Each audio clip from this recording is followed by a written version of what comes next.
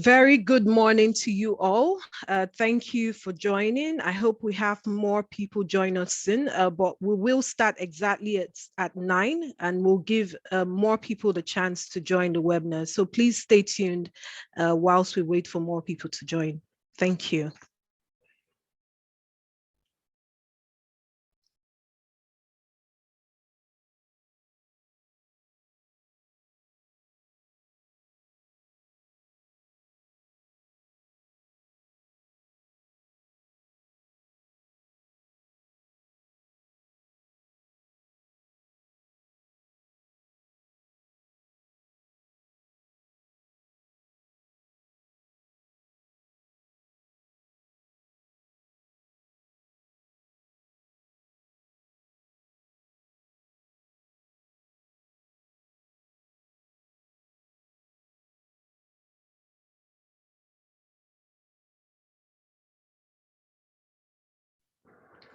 Okay, it's right about time, 9 o'clock on my time.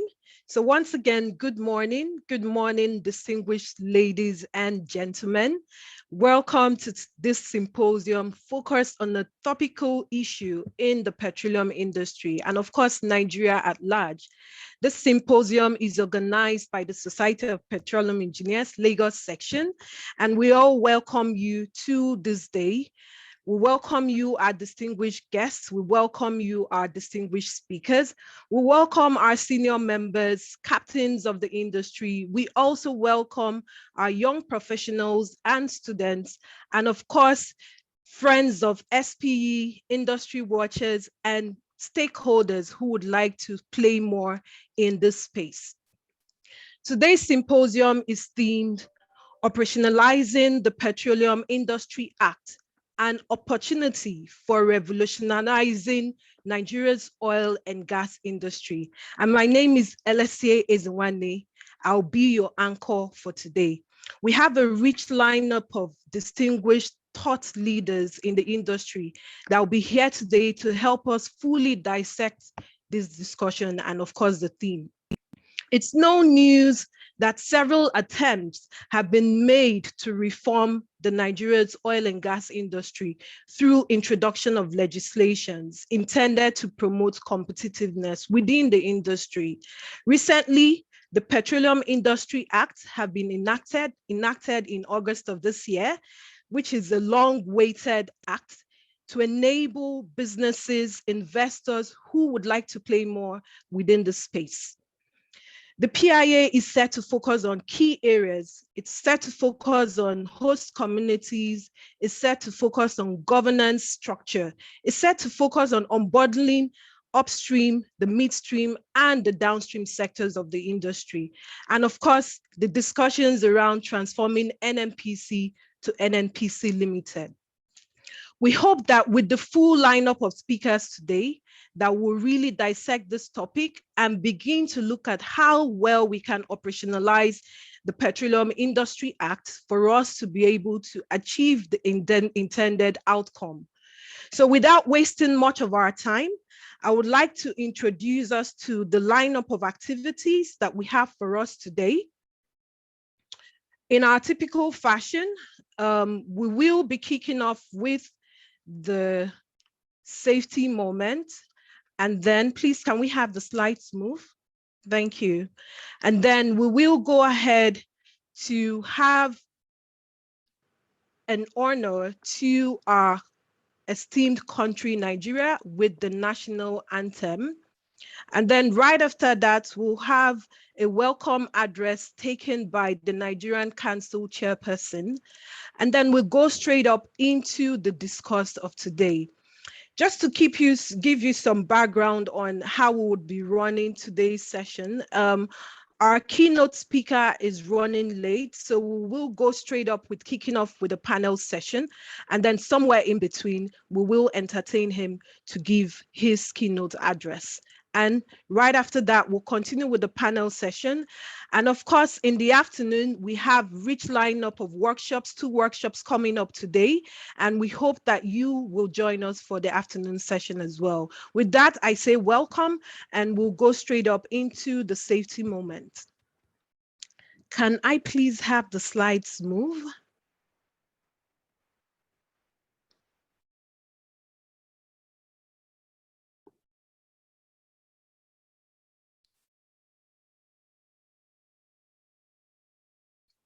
Okay, whilst we wait for that, in terms of safety, I would like us to be fully aware of our surroundings. If you're driving, it's not advisable to drive whilst focusing on this event. So we have your full contribution as you listen and be part of the event.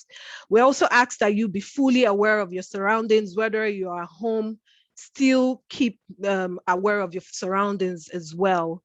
We also know that the pandemic is still with us, so we still need to make sure that we keep our social distancing, we continuously wash our hands and use the hand sanitizer. And of course, security in an Ember Month is critical. So let's watch out and make sure that we're really security conscious. All right, so we'll go straight up to give honor to our nation, Nigeria, with the national anthem. So please, can we have the national anthem?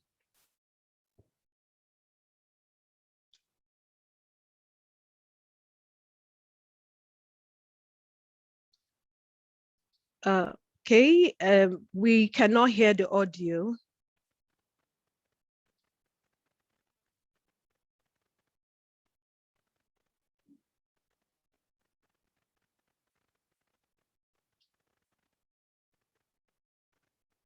Apologies for that break in transmission. We will take the national anthem right about now.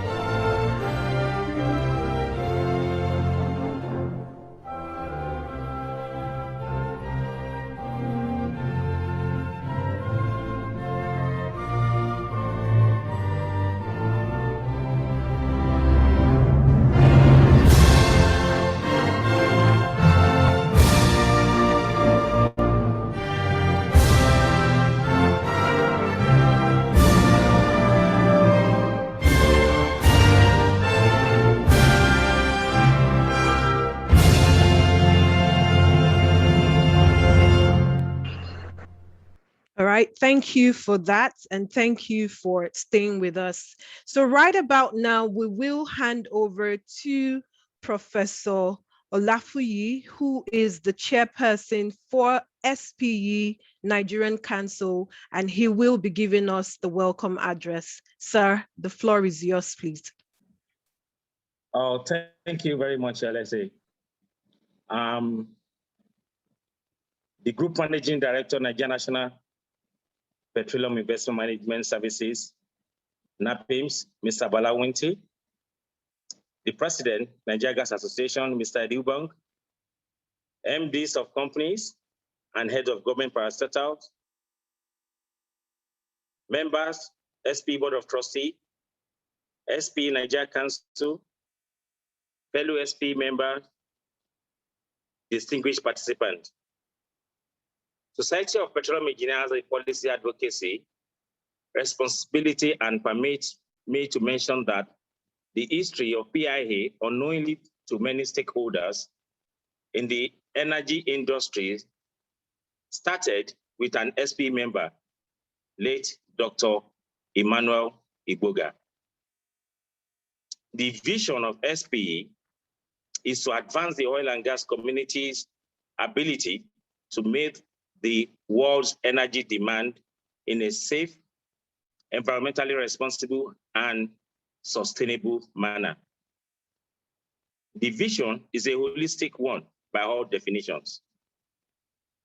This is to say that SPE vision is about sustainability, the people, safe practice, and the environment.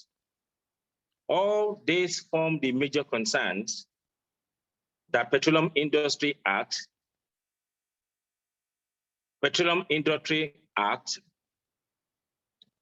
PIA of the Federal Republic of Nigeria has addressed.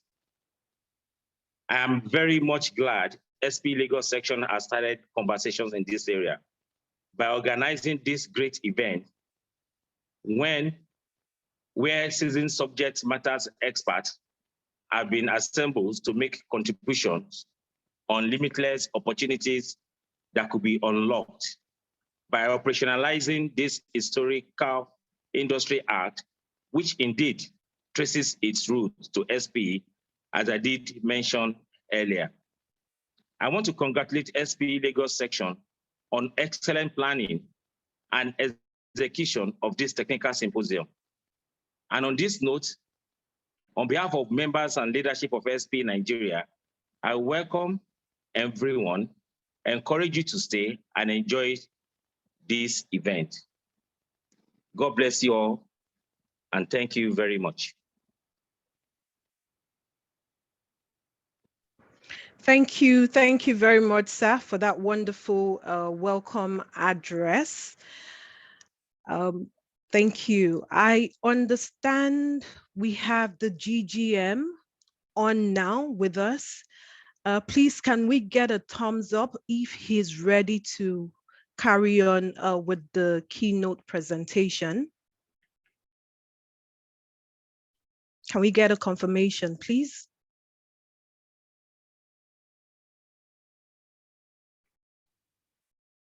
Okay, all right. So we'll carry on with the panel session whilst we await the GGM's readiness for the keynote speech.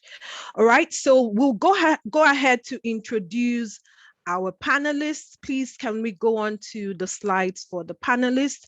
We have some rich lineup of panelists with us today, and we hope that they'll be able to do great justice to this topic, which is very topical in our industry. So going ahead to introduce the very first panelist, Mr. Ed Ubong. He's currently the president of the Nigerian Gas Association and also the managing director of Shell Nigeria Gas Limited, and is responsible for leading the company and safely delivering its domestic gas growth aspirations. He's passionate about unlocking the domestic gas to energy value chain. He holds a bachelor's degree in electrical and electronics engineering from the University of Technology, Owerri, master's degree in engineering from the University of Southampton, UK, and an MBA from INSEAD. He is happily married to Agatha and are blessed with 2 children. And of course, he is also a member of the Society of Petroleum Engineers. You're welcome, sir. Thank you for joining us. Thanks, Elsie. I'm happy to be here. Thank you, sir. Welcome. The next panelist that we have is an energy, resource, and industrials leader for Deloitte, West Africa, and a partner in the tax and regulatory service lines. He has over 20 years of professional experience drawn from various sectors and industries. He has a broad oil and gas industry experience, which he acquired from handling complex and multi-judiciary exploration and production tax advisory and compliance matters. His name is Olumide. He has expertise in domestic and international tax rules, a deep understanding of the oil and gas value chain, and deep insight and hands-on experience in both compliance and advisory aspects of integrated gas, deep water, onshore, and offshore assets. Please, let's make welcome Mr. Olumide Esong. Welcome, sir. Thank you for joining us. Thank you. Good morning. It's a pleasure. Thank you. And the next panelist that we have here, a lady. She is an oil and gas industry professional with expertise in Nigerian local content. And you would agree with me that local content plays a key role even in the PIA that we'll be dissecting today. She also has expertise in business development and account management. Her other expertise spans across business analysis, consultancy and strategy, project management, process improvement, supply chain management, and technology. With over 16 years in the industry, Charlotte has worked on several pipelines in the Niger Delta region as an engineer and sold various solution-oriented offerings to the industry at large. She's known to bring professionalism, extensive experience, and admirable work ethics to the table. She currently works with AOS Oil, an indigenous oil and gas energy servicing company, as the Director, Corporate and Regulatory Affairs. You're welcome, Ms. Charlotte Essien. Thank you for joining us. It's my pleasure to be here. Thank you. The next panelist we have in the pool is an experienced advisor on Nigerian gas and power markets, and you'll see that in his presentation and speeches today, playing key roles in emergence of the NLNG Offtakes Club that led to the revival and growth of the Nigerian LPG sector to approximately 1 million tons per annum as of 2020. He has made critical inputs to the PIA with respect to midstream and downstream gas infrastructure fund. He is also the author of a white paper on Nigeria's energy transition titled Hidden in Plain Sight, and it was published last month. Thank you, Mr. Norbert Schelsig. Thank you for joining us. Thank you very much, LSE. It's a pleasure to be here. Okay, thank you very much, sir. I would like to hold off on introducing the moderator, as I understand the GGM is ready for his keynote speech. So we will go right up to the GGM's profile and we will yield the stage to him for his keynote address. Mr. Bala Wunti is a thoroughbred. Elsie, thank you. Elsie, thank you for having me. Distinguished colleagues, industry practitioners, thought leaders, our amiable managing directors on the platform, distinguished ladies and gentlemen, it's my immense honor and pleasure to always be at the SPE space.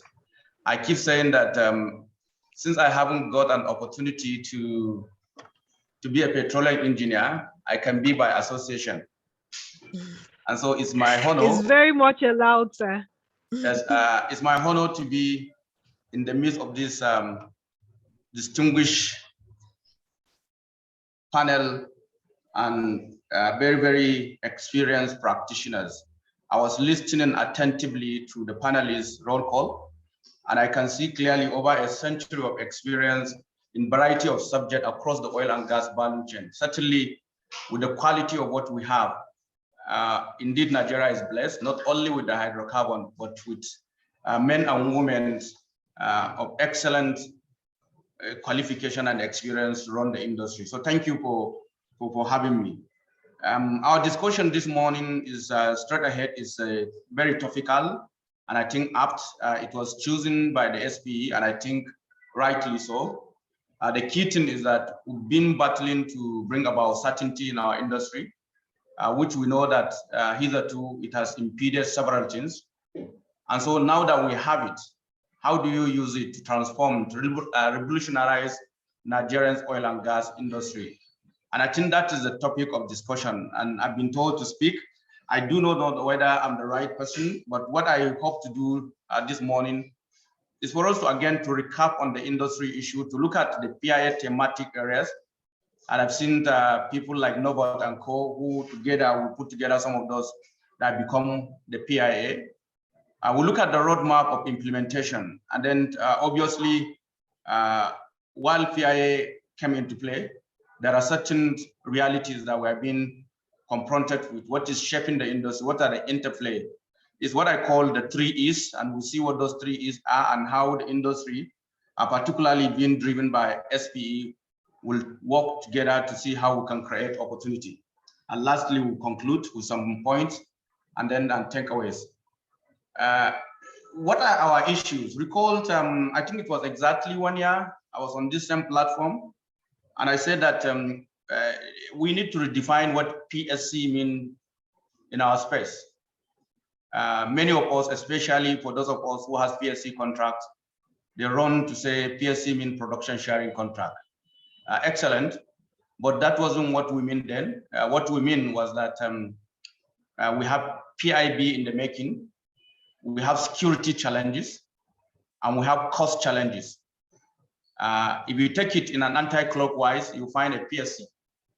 But the PSC then are challenges that have impeded the progress of this industry, particularly in our upstream space. The consequence of that, obviously, has made Nigeria a very cost environment, a non-competitive, and certainly not a prepared destination for investment. And we did say, and I think it was agreed, that we have to take very, very collaborative steps to eliminate some of these issues, to combat PIB then to PIA, and then to address the security challenges and to address cost.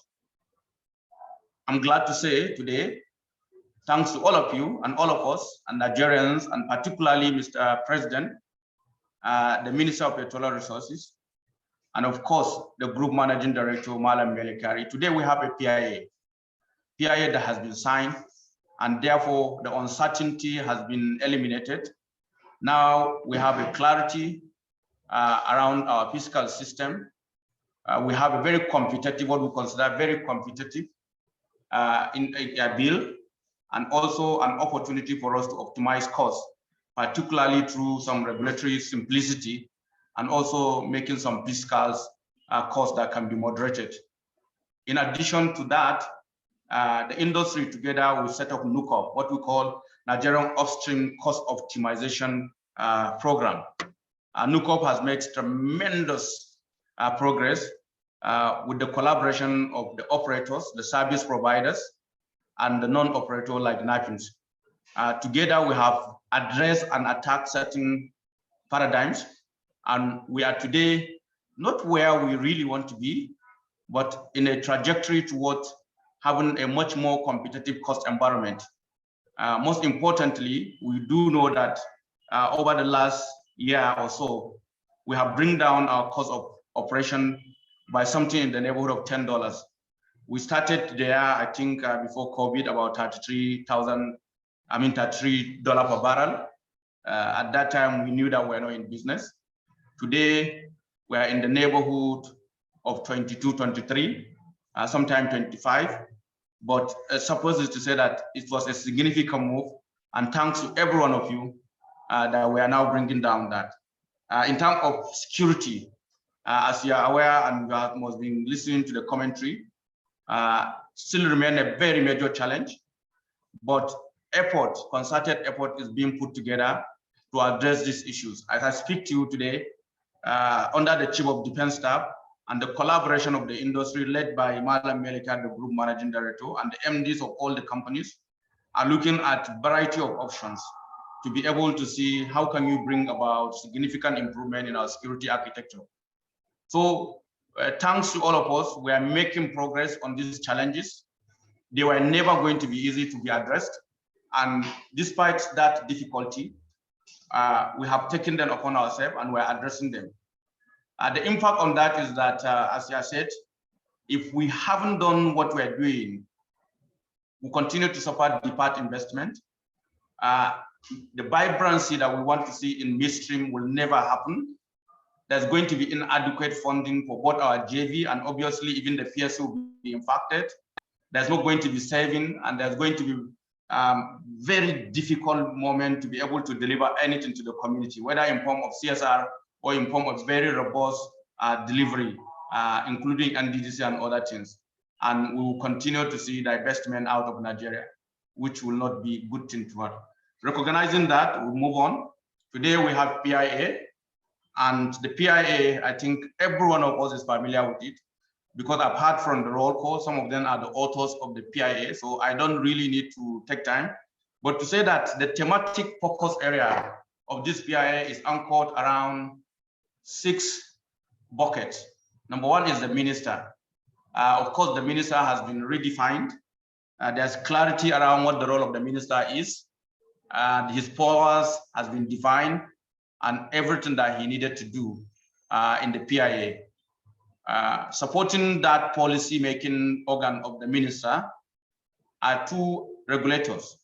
Number one, the commission, which is essentially to regulate the operation of the upstream part of our value chain, and then the authority, which is supposed to be the regulator of the mid and downstream of activities. Recall, we used to have a single regulator, and what have you is that because of the way we started, it's more upstream bias and little attention was given to downstream.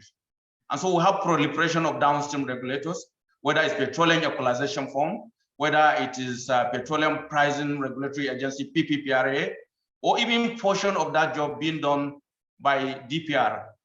The consequence of that, we are not being able to pay attention, and that has significant consequence. The wisdom in the PIA is to have a dual regulator where one focus wholly and essentially to enable and facilitate the operation of the production and exploration of oil and gas, and as well as every other upstream activities. But when the oil is on the surface, it becomes a mid and downstream, and then we have a different system. As you are aware, the system that support these are completely different. And so it makes a lot of wisdom, and people like Norbert should be given credit for coming out with this very, very innovative thing. The next thing is the National Oil Company, which is now going to be a company, NNPC Limited. It's supposed to be wholly incorporated company that potentially can go into the stock exchange and be listed for every Nigerian to be part of it. The intent is to bring about best-in-class practices to, as much as possible, try to ring-fence it from any interference and allow it to run wholly commercial activities that will create, capture and deliver value to its own shareholders, with everything to be governed by the enabling laws. What it means is that the new NNPC Limited will be more scrutinized because it has to operate as a minimum under 3 laws. PIA will guide it, CAMA, Company and Allied Matter Act will guide it, and essentially the statutory common law that are applicable to every business will guide it. What that means is that while every other limited liability company is still going to be governed by CAMA, in the case of NNPC, it has to also pay attention to the PIA and several other things.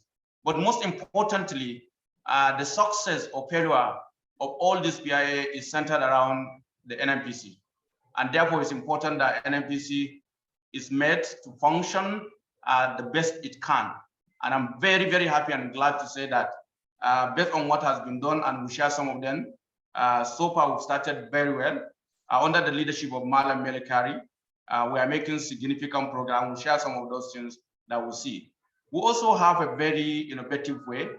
We created some funds that will enable the midstream, the infrastructure, the exploration, because we know we have to continue to explore, and nobody in anywhere in the world that explore frontiers, nobody will do that. Government has to do it.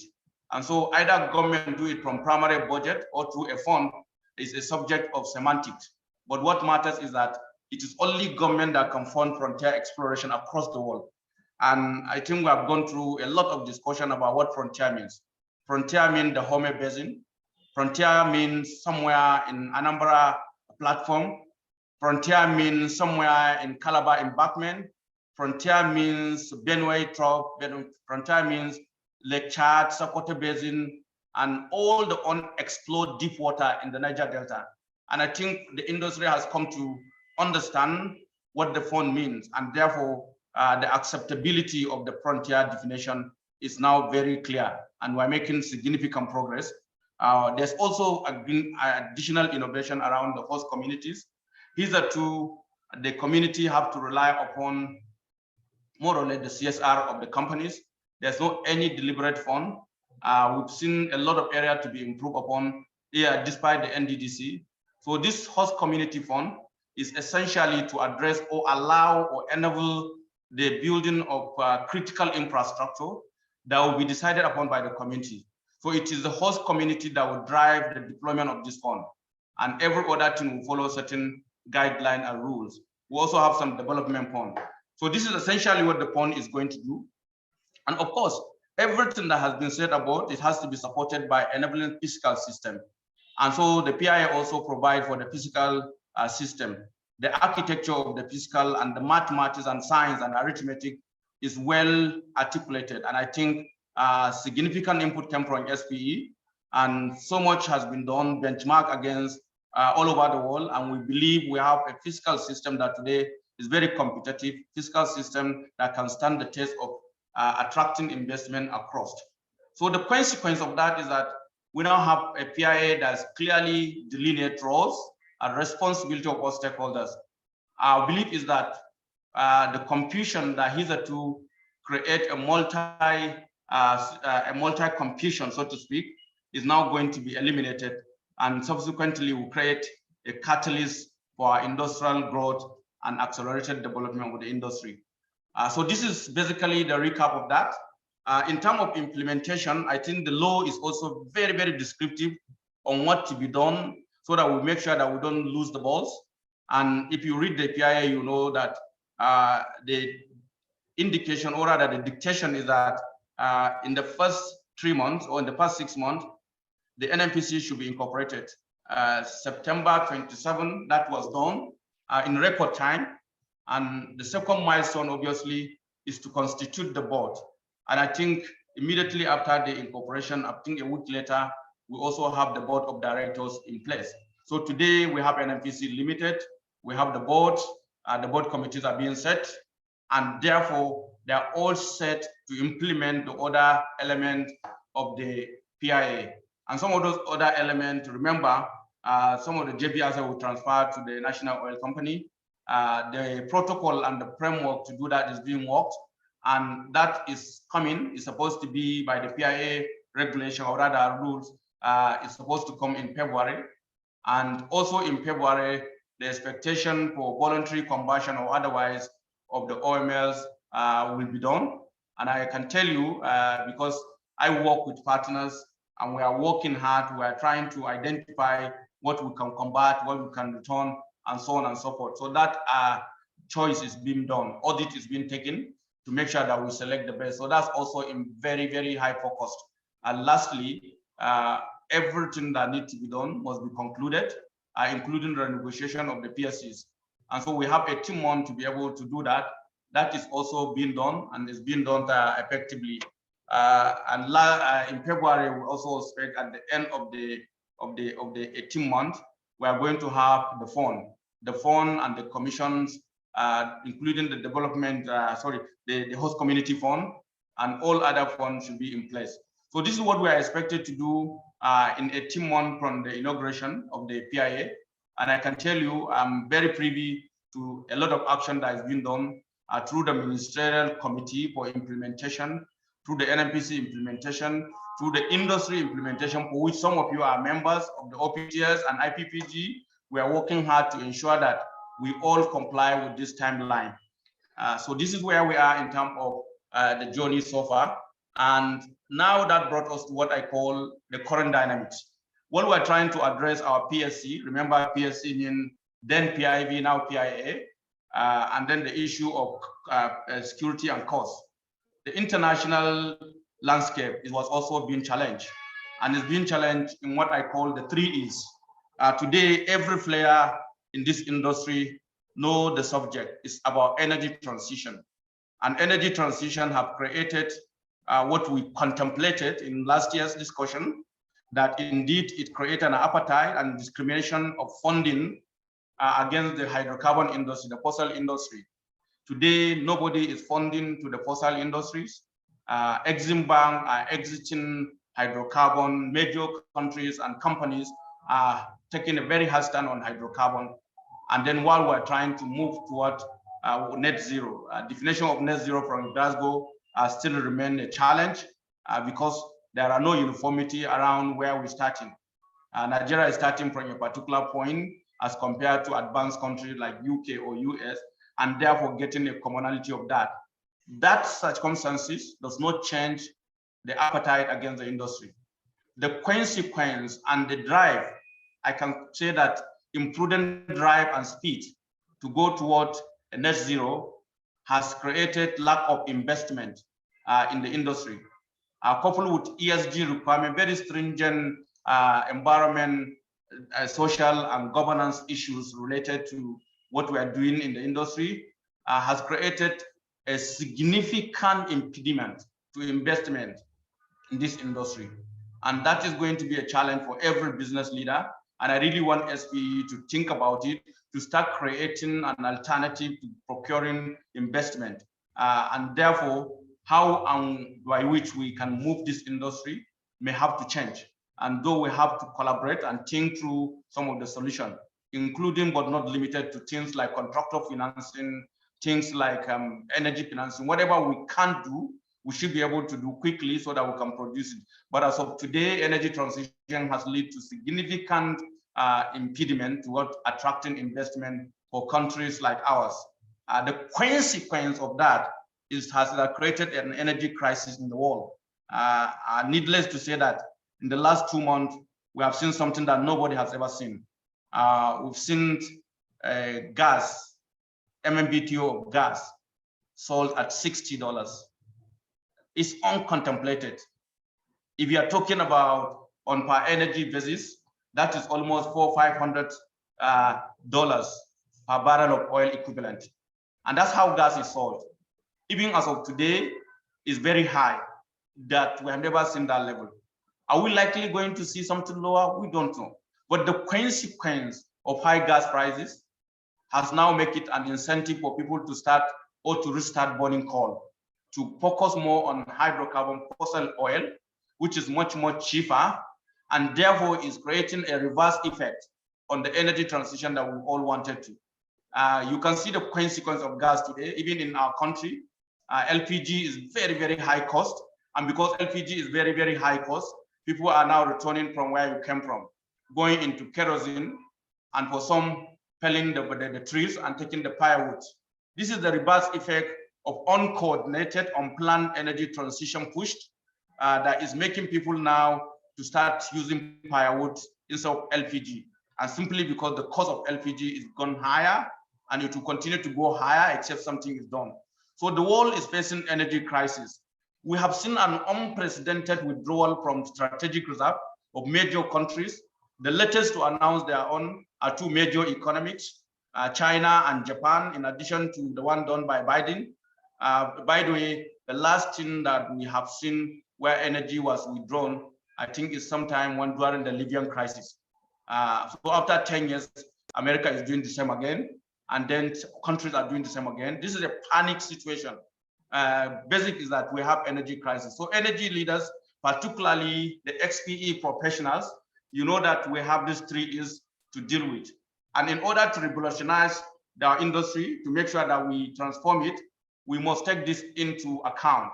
All our algorithm, all our equation of creating and delivering value to our partners should consider this, because they will continue to impact the way we think. And how do we deal with it?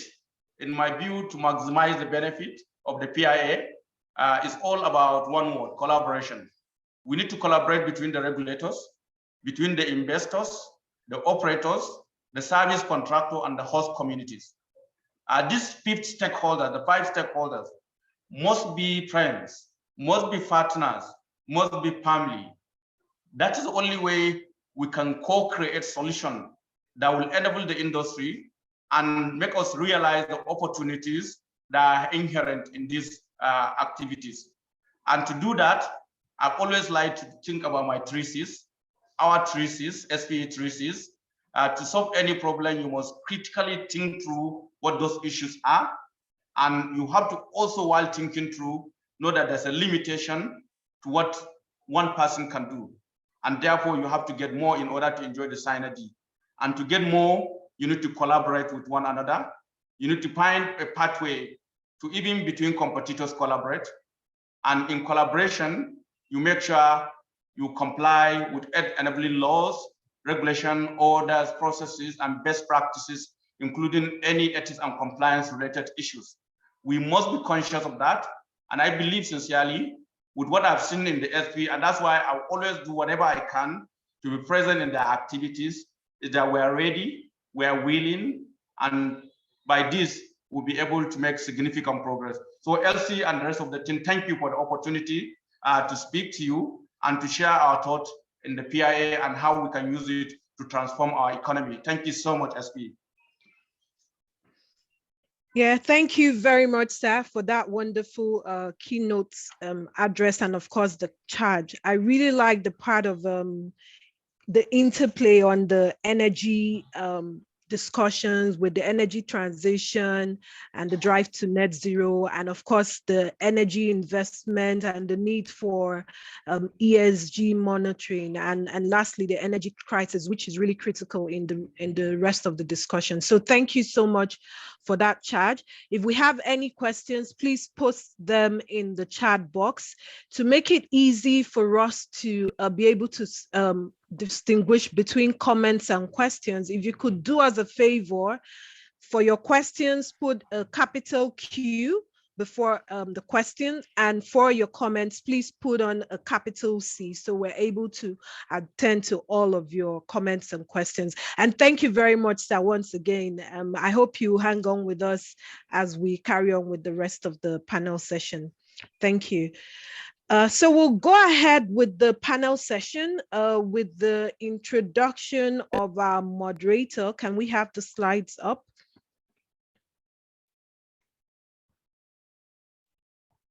All right, great. So our moderator is a partner in the integrated gas practice and energy projects practice at Tempers.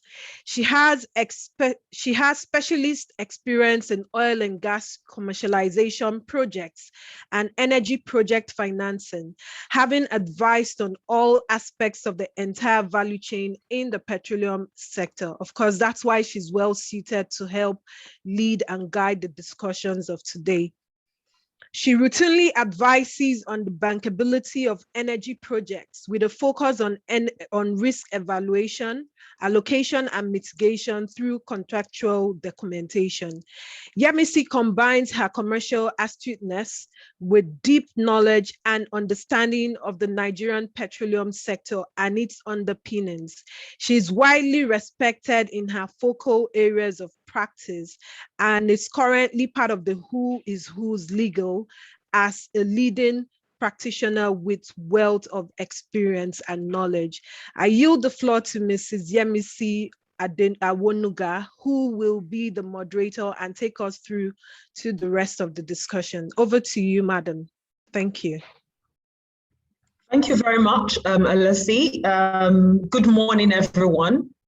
And good morning to my keynote addresser, the keynote speaker, and my esteemed panelists. Before we call on the panelists to provide us with their introductory remarks, I'd like to especially appreciate Mr. Balamonti for his presentation.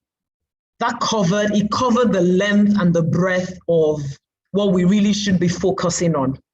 And I like the fact that, he says the PIA heralds, it's not conclusive though, but it says heralds certainty, heralds competitiveness and cost optimization, and also summarized the issues that we had in the past. Now, what are we trying to achieve today? We want to consider whether the PIA, as currently drafted, code letters of the law, will actually get us to where Mr. Wonti imagines it will get us to: certainty, competitiveness, and cost optimization. Now, don't get it wrong, there is no perfect law. And I'm very happy that we have a piece of legislation, right? We've been on it forever, and finally there is one we're working with. It has come to stay. We have to implement it. And if you go through, if you recall that he had a slide on the implementation plan. On the clock, there are a number of milestones that you cannot ignore. You have the 3 months, you have the 6 months, there is a 12 months, and there is 18 months. Howsoever you skin it, every stakeholder has a role to play in ensuring that we actually implement and you don't fall on the other side of the law. His last slide is also very encouraging. We need collaboration. We need to work together. Regulators, investors, contractors, operators, the host communities. So this is not about weaknesses and strengths. This is a conversation on how, now that we're implementing, and that's why I like the way we've selected our panelists. There are different stakeholders across the value chain. It's a well-connected chain. We want you to speak to us, discuss the challenges, the issues, the gaps, right? How you see us fixing the gaps, the desirable outcome. Is it desirable? Are the letters of the law so cold that they cannot be implemented? What are the challenges with implementing the PIA? And on this note, I'll call on Olumide Esan to give us his opening introductory remarks for 5 minutes on operationalizing the PIA. Thank you. And whilst he's getting ready to do that, may I also alert Charlotte that she'll go next after Olumide. Thank you. Thanks, Yemi, and good morning to everyone, and congratulations to SPE as well. Could we have the slide, please? While the slide is being I just would like to again remark on what the GGM had said. I think it pretty much summarized what I also have as my opening remarks.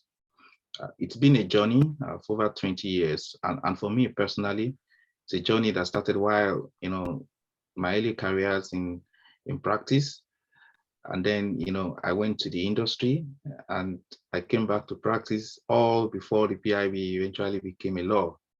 So it's interesting, and it's an exciting moment for us all as Nigerians that finally we have a law which can rejig and revamp the oil and gas industry in Nigeria. Do we have the slide now? Olumide, maybe you want to just talk through the notes if we don't have the slides. Are you able to do that? Yes, just a moment then.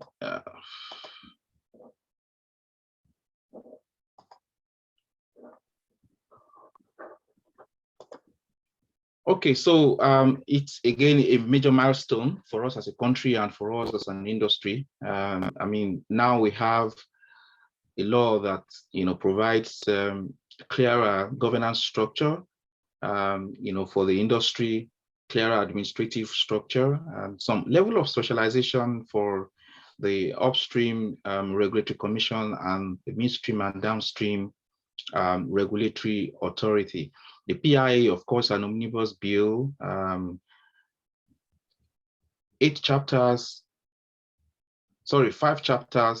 8 schedules, 319 sections, and repealing or modifying about 11 legislation. So it's a great deal of work. Of course, the GGM acknowledged the fact that it was a collaborative effort of both the industry and government to make it come to pass.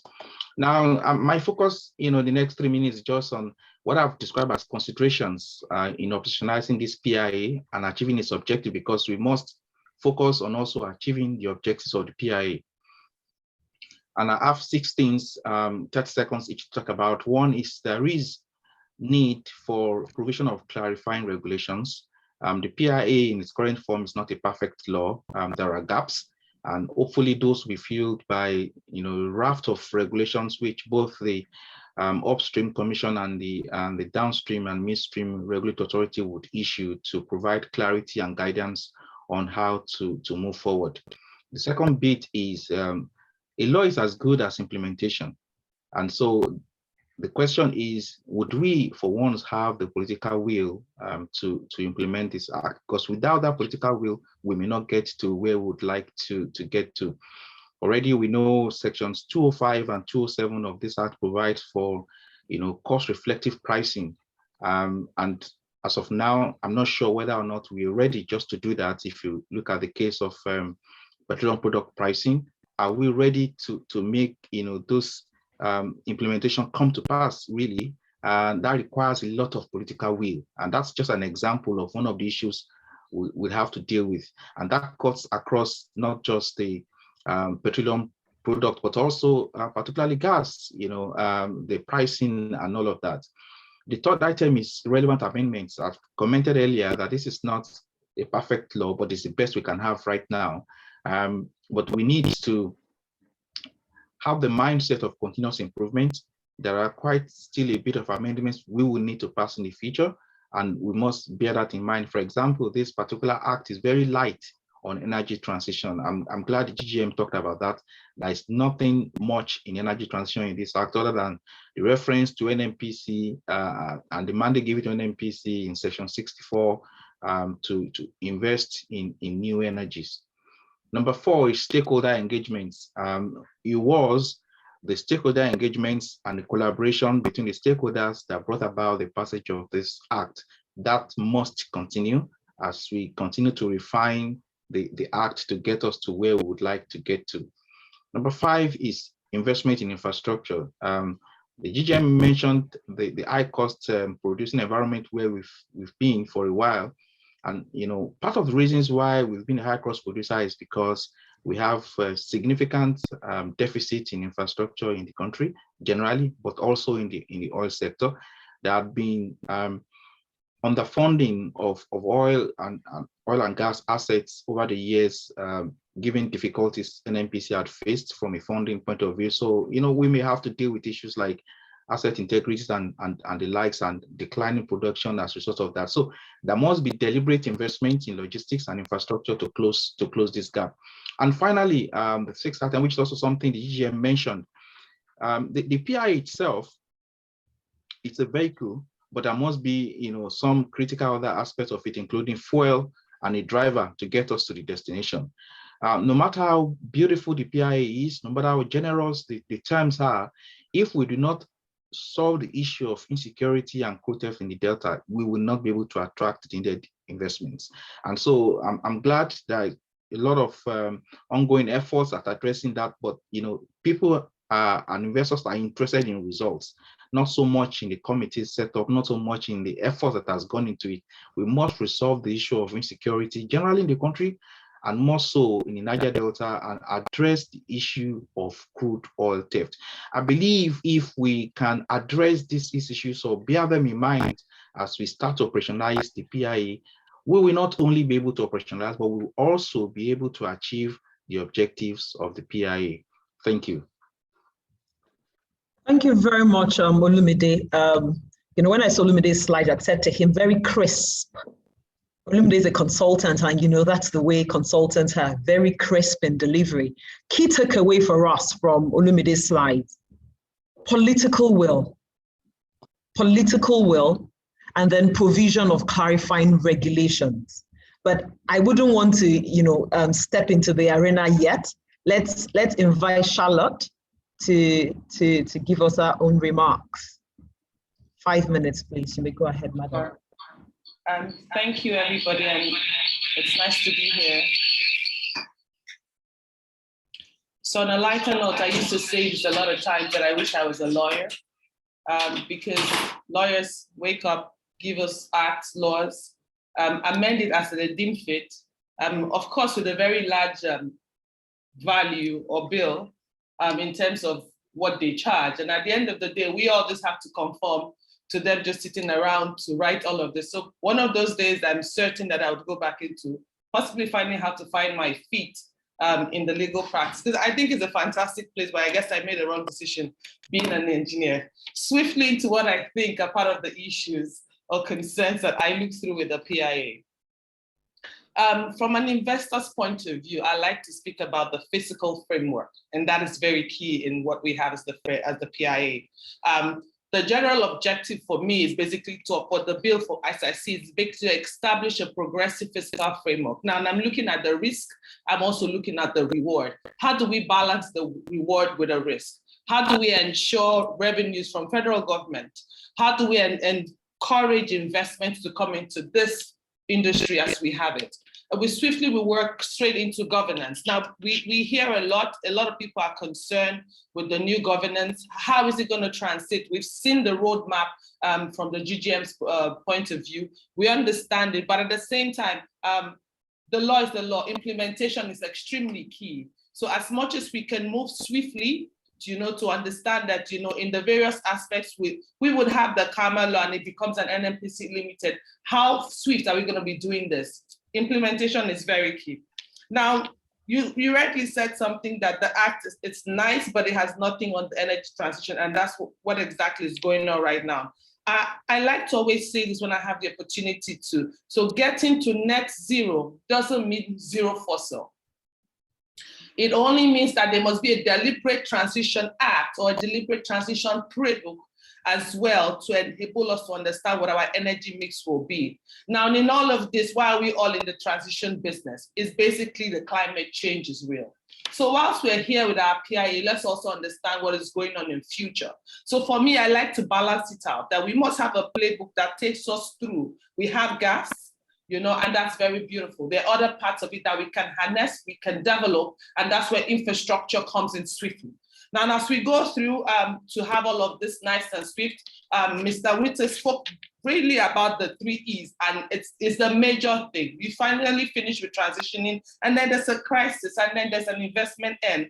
The ESG is extremely important today. Environment, sustainability, and governance is key in all of this.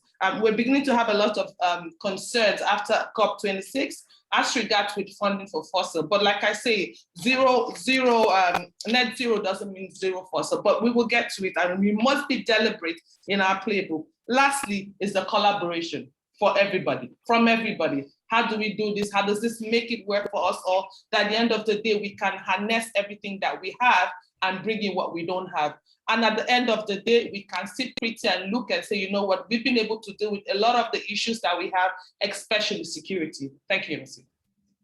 Thank you very much for the passion with which that was delivered. It's amazing that we seem to all be aligned. Bala was on about energy transition and that interplay. We're not in a vacuum. It's very clear. Yes, we're in Nigeria. Yes, eventually we now have a PIA, but we're not in a vacuum, right? And there has to be that full and complete cycle review and appreciation of what the PIA delivers. I'm going to call on Ed now to, give us his own remarks on the PIA. 5 minutes, thanks. Yeah, thank you, Yemisi. I sent in a slide pack. I don't know if it can be shared or I can attempt to share from here. Sir, please do share from your end if you can. Thank you. So I'm just trying, just help me confirm if you can see it.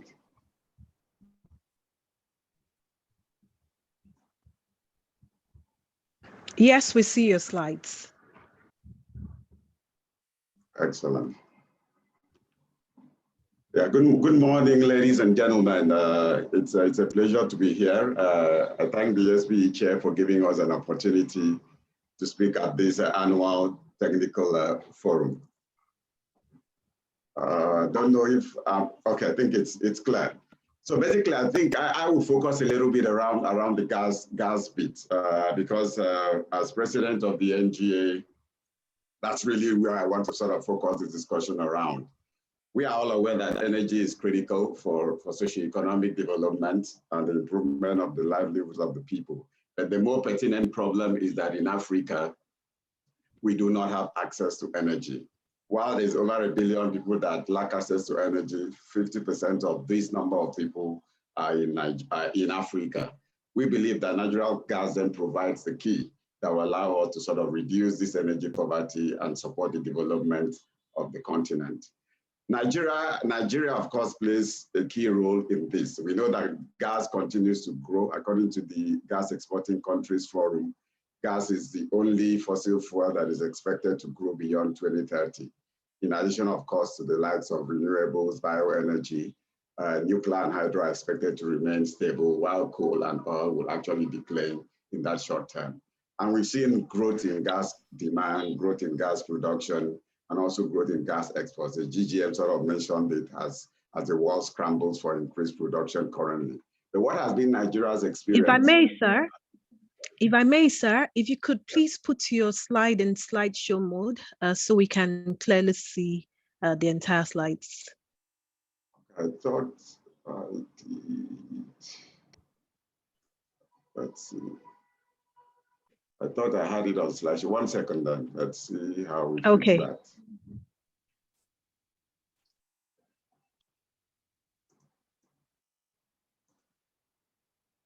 The clock is ticking, Ed. I'll try and catch up. You see. Yeah, is that better?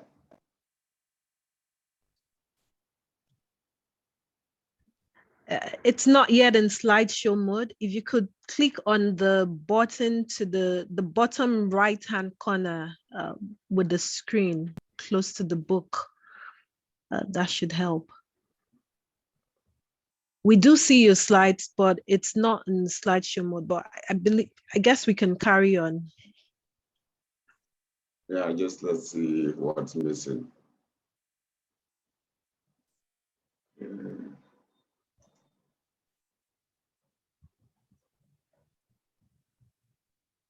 Ed, I think you should carry on.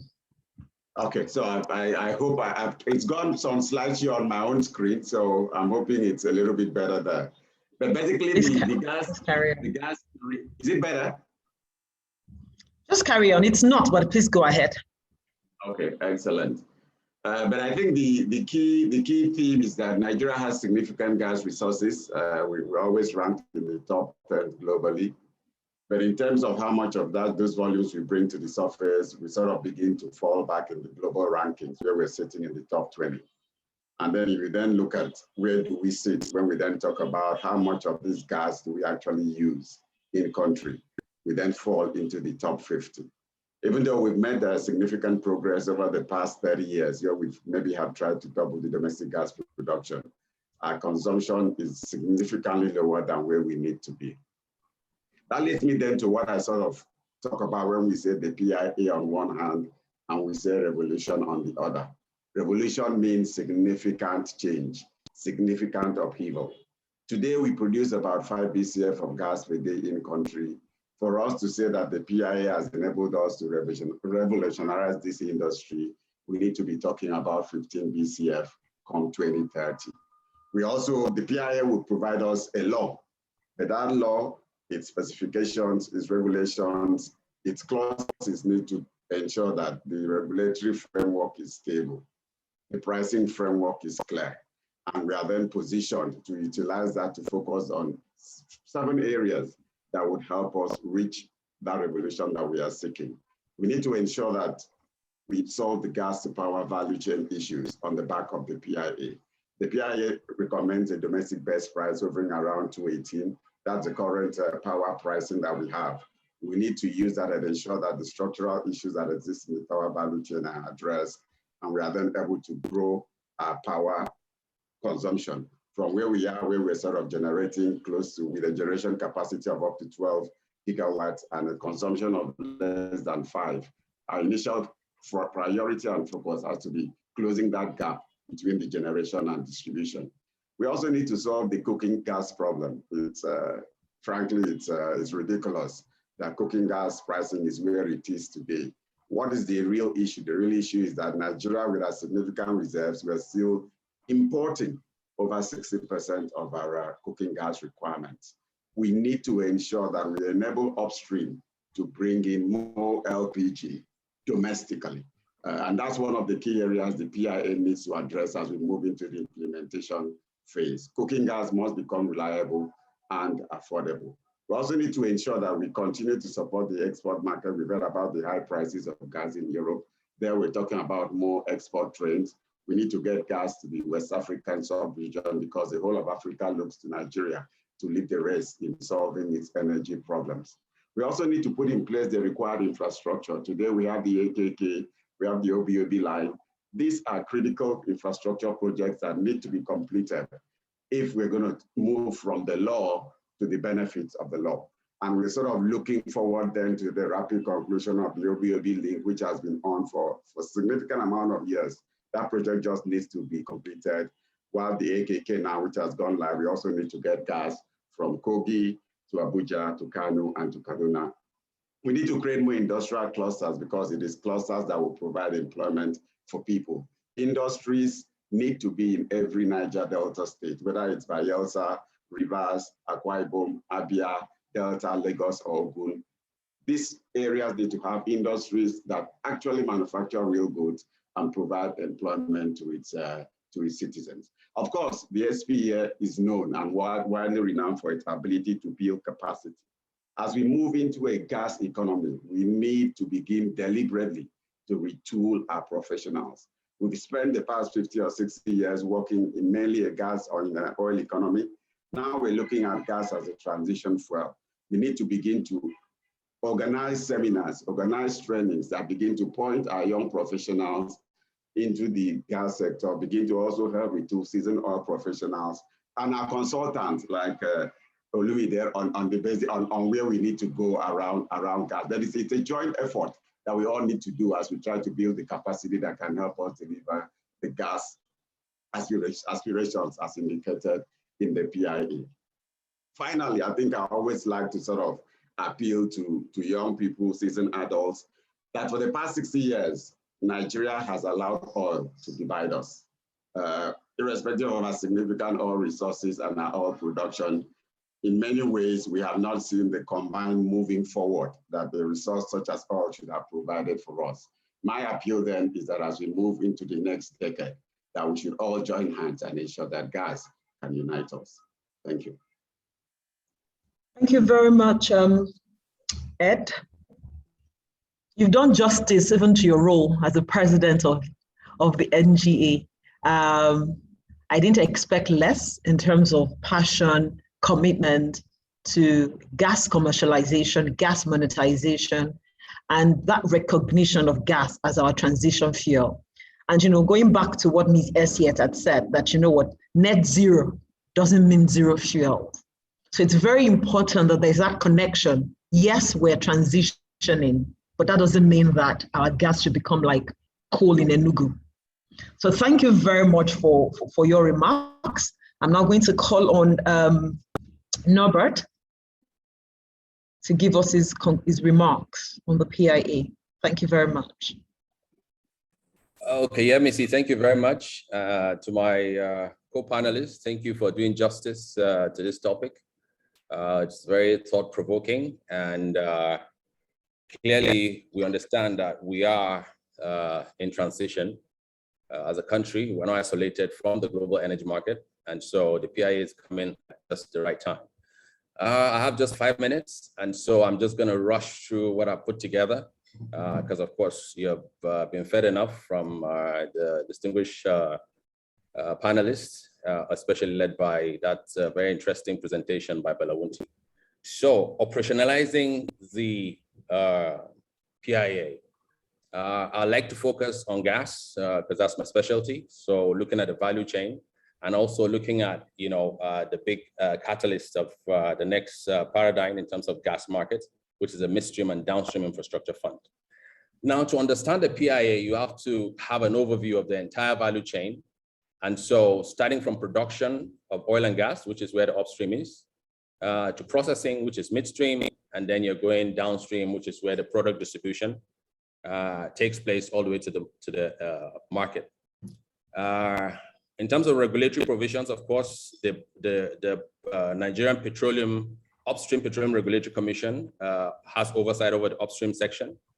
But in terms of the midstream and downstream, we have the authority. Now, there are a lot of provisions that have been made, you know, in terms of fiscal provisions, you know, for oil.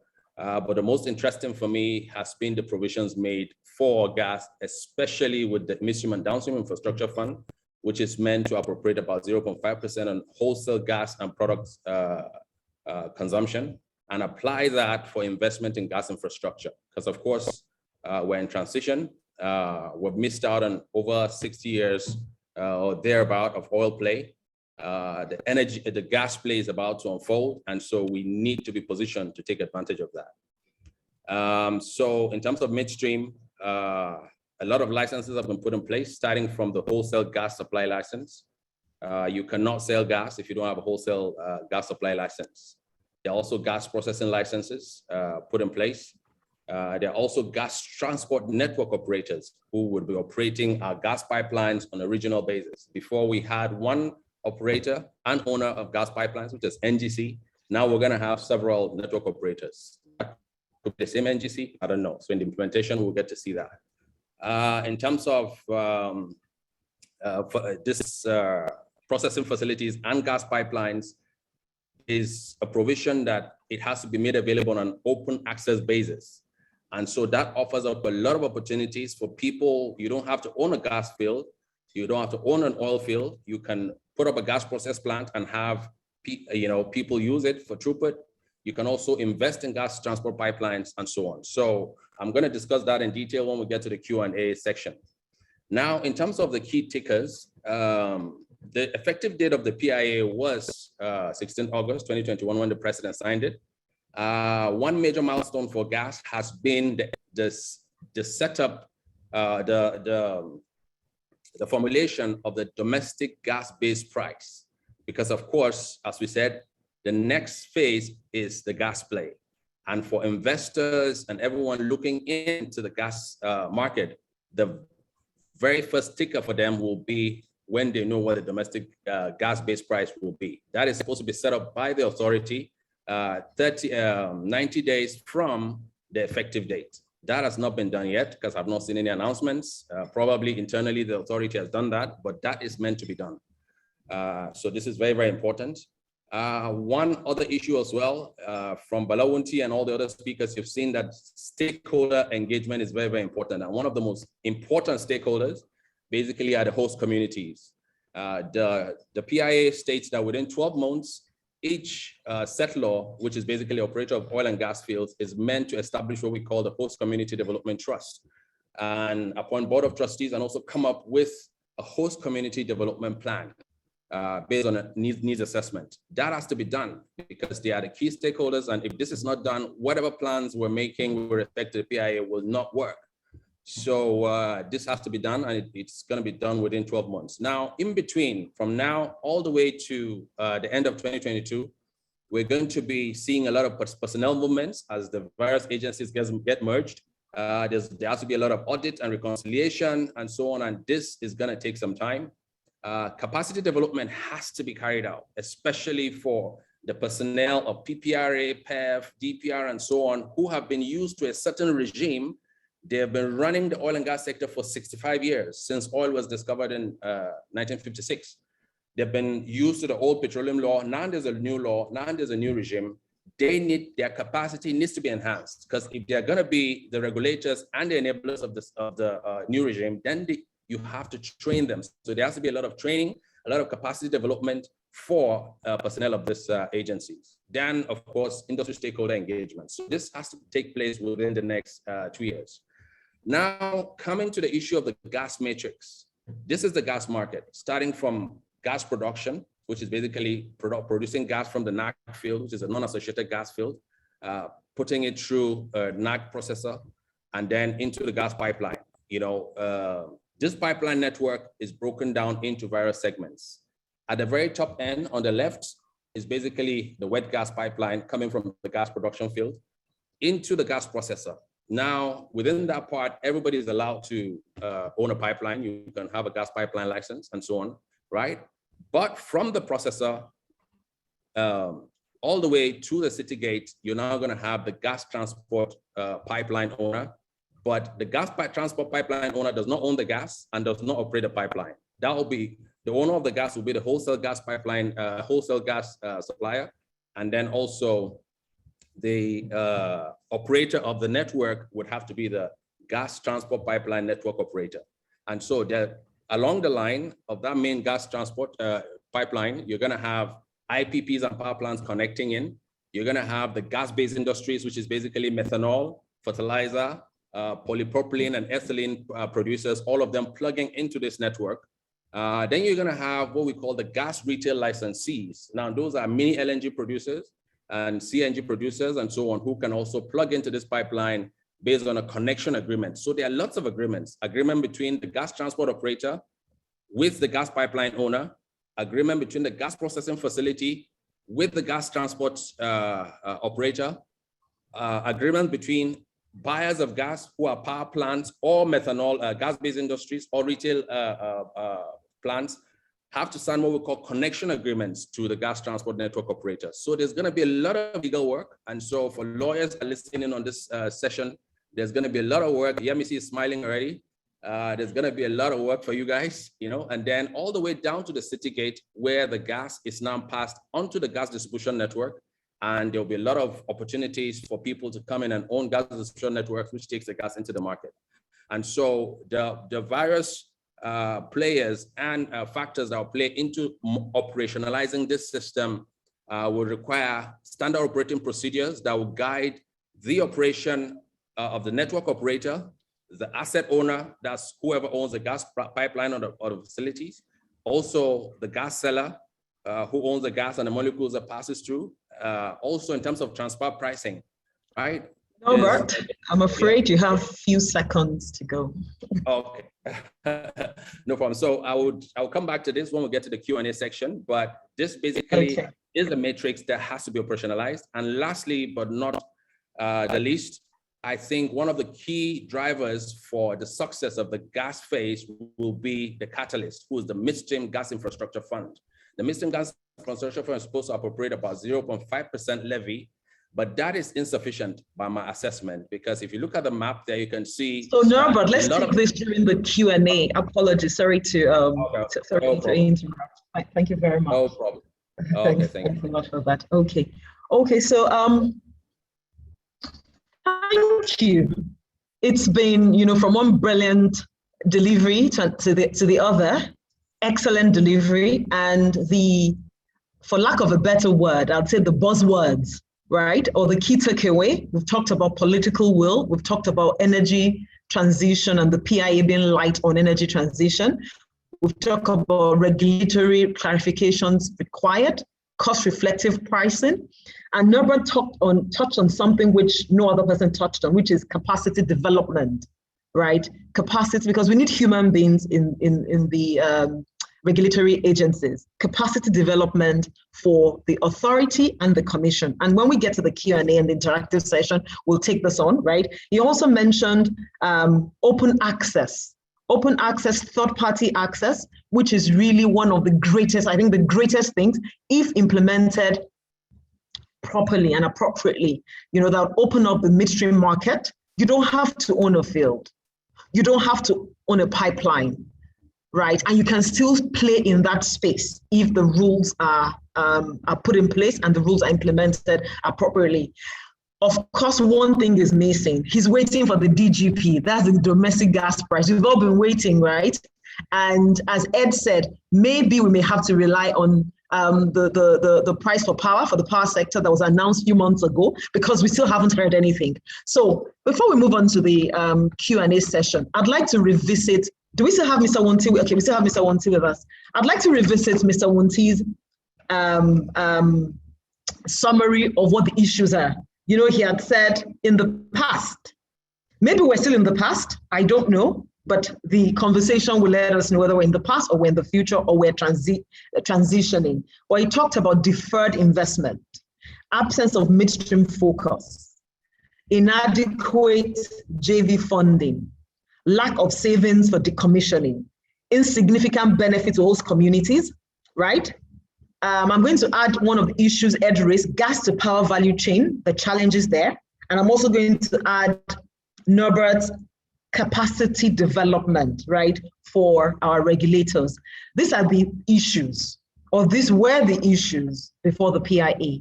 Now we have a PIA. We've started implementing. I also want to refocus stakeholders. We keep saying we're waiting for implementation. Each stakeholder has a role to play. For instance, in the midstream sector, all the activities have been disaggregated. You must apply for the appropriate license for you to continue. And Norbert alluded to that. You cannot sell gas without X. You cannot transport without Y. So even if you've done that, before the PIA, parties have to regularize. It's got nothing to do with NMPC Limited. It's got to do with you. There is the concept of the voluntary conversion. There's a time on the clock for that. Host community trust setup. There's a clock for that. Decommissioning fund, decommissioning plan. So there are quite a number of obligations that have to be complied with, whether your regulator is waving at you, calling you, or sleeping. And I think it's important that we all have that mindset. And with that in mind, I'm going to start with the concept of voluntary conversion. I'm going to invite Bala and Olumide, to engage us on this for the next 7 minutes. And what exactly is this about? We've talked about the PIA. Apart from the players in the midstream and downstream sector, if you're an upstream player, right, it's either you've made a decision to stay in the old regime, i.e. you're not converting your license, your OML or your OPL, you're not converting, you're holding on to it, and you continue to be regulated by the old law and some provisions of the PIA. Or you make that decision that I want to convert, right? If I convert, I would have, I'll be granted a PML, a PPL, right? But the concept itself involves me giving up some rights. And that's what I would like Mr. Bala to speak to. Do you really think that even though tagged voluntary conversion, is it really voluntary? Do people really have a choice? Your views, please, for the next 3 minutes.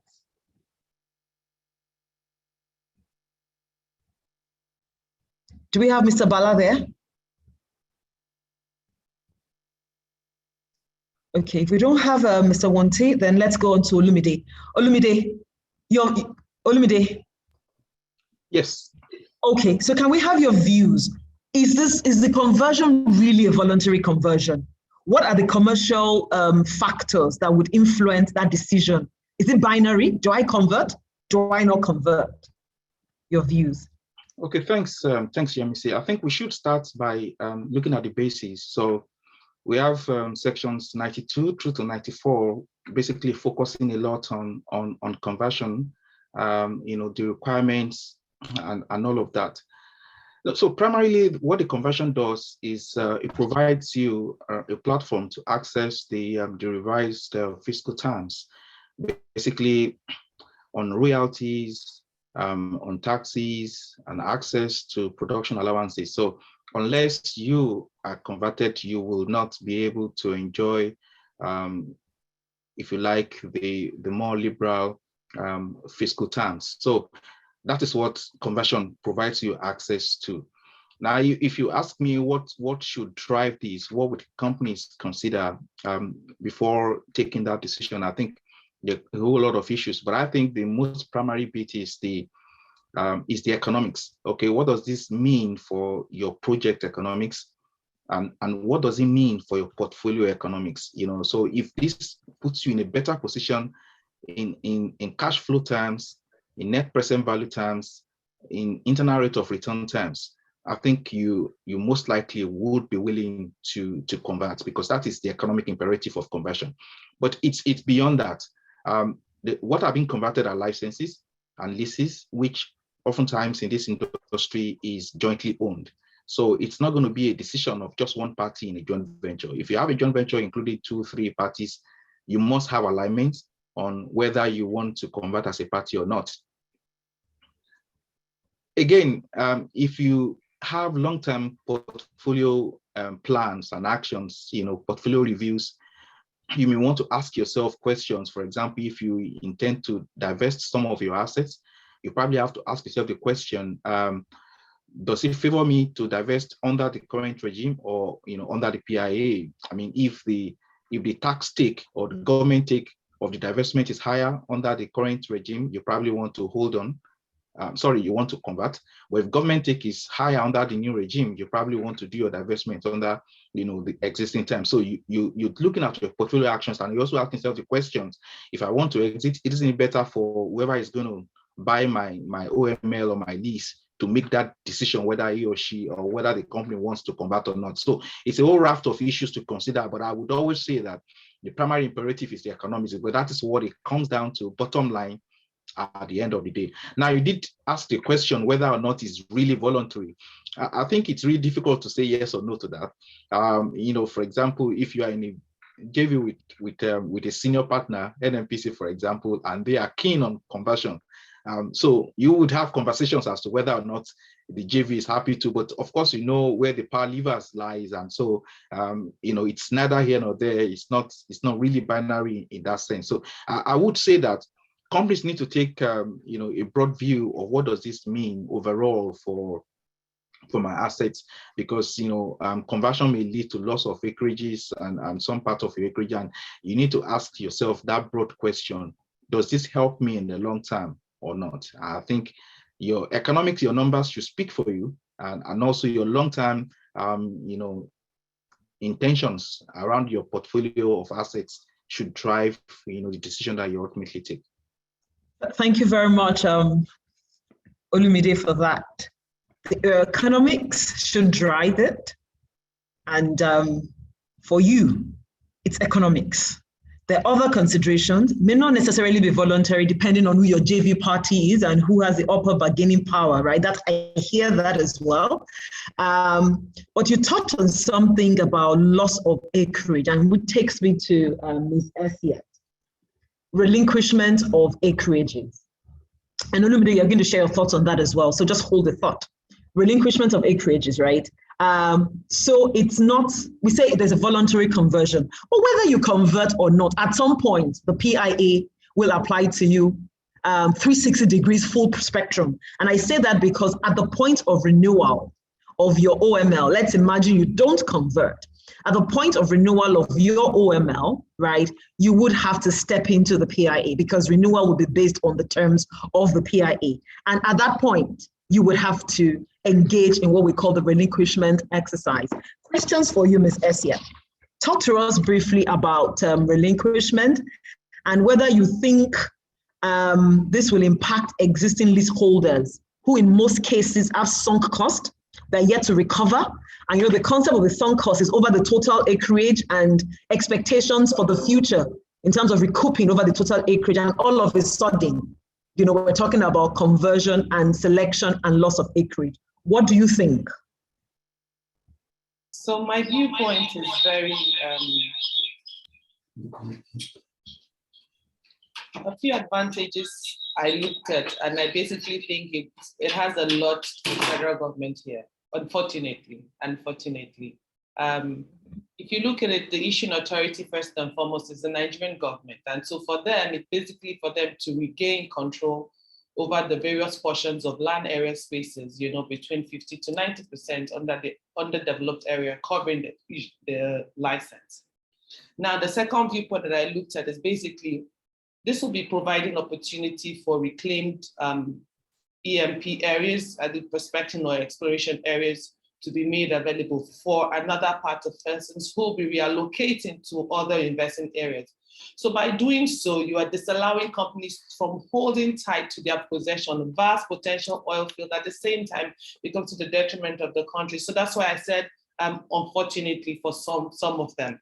Lastly, why I looked at it, is basically it offers Nigeria a leverage to harness the fullest economic benefit. And same the way Olumide mentioned, it's basically about the economic benefit of its oil potentials for the general economic well-being of us. So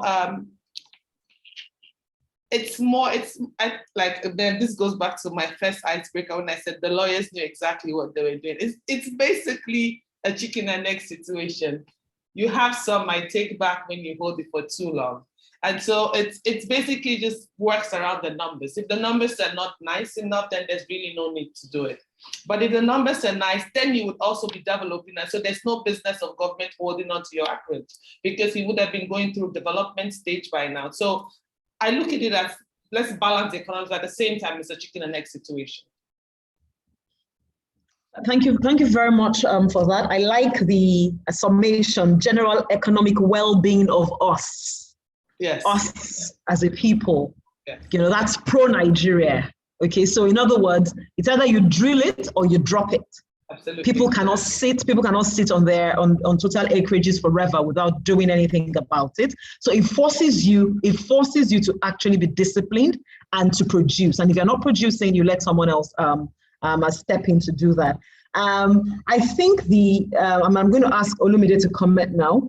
Now, when you look at that in the context of energy transition, and the fact that at some point, whether we like it or not, oil will no longer play that relevant role, you know, that it played years ago or is still playing.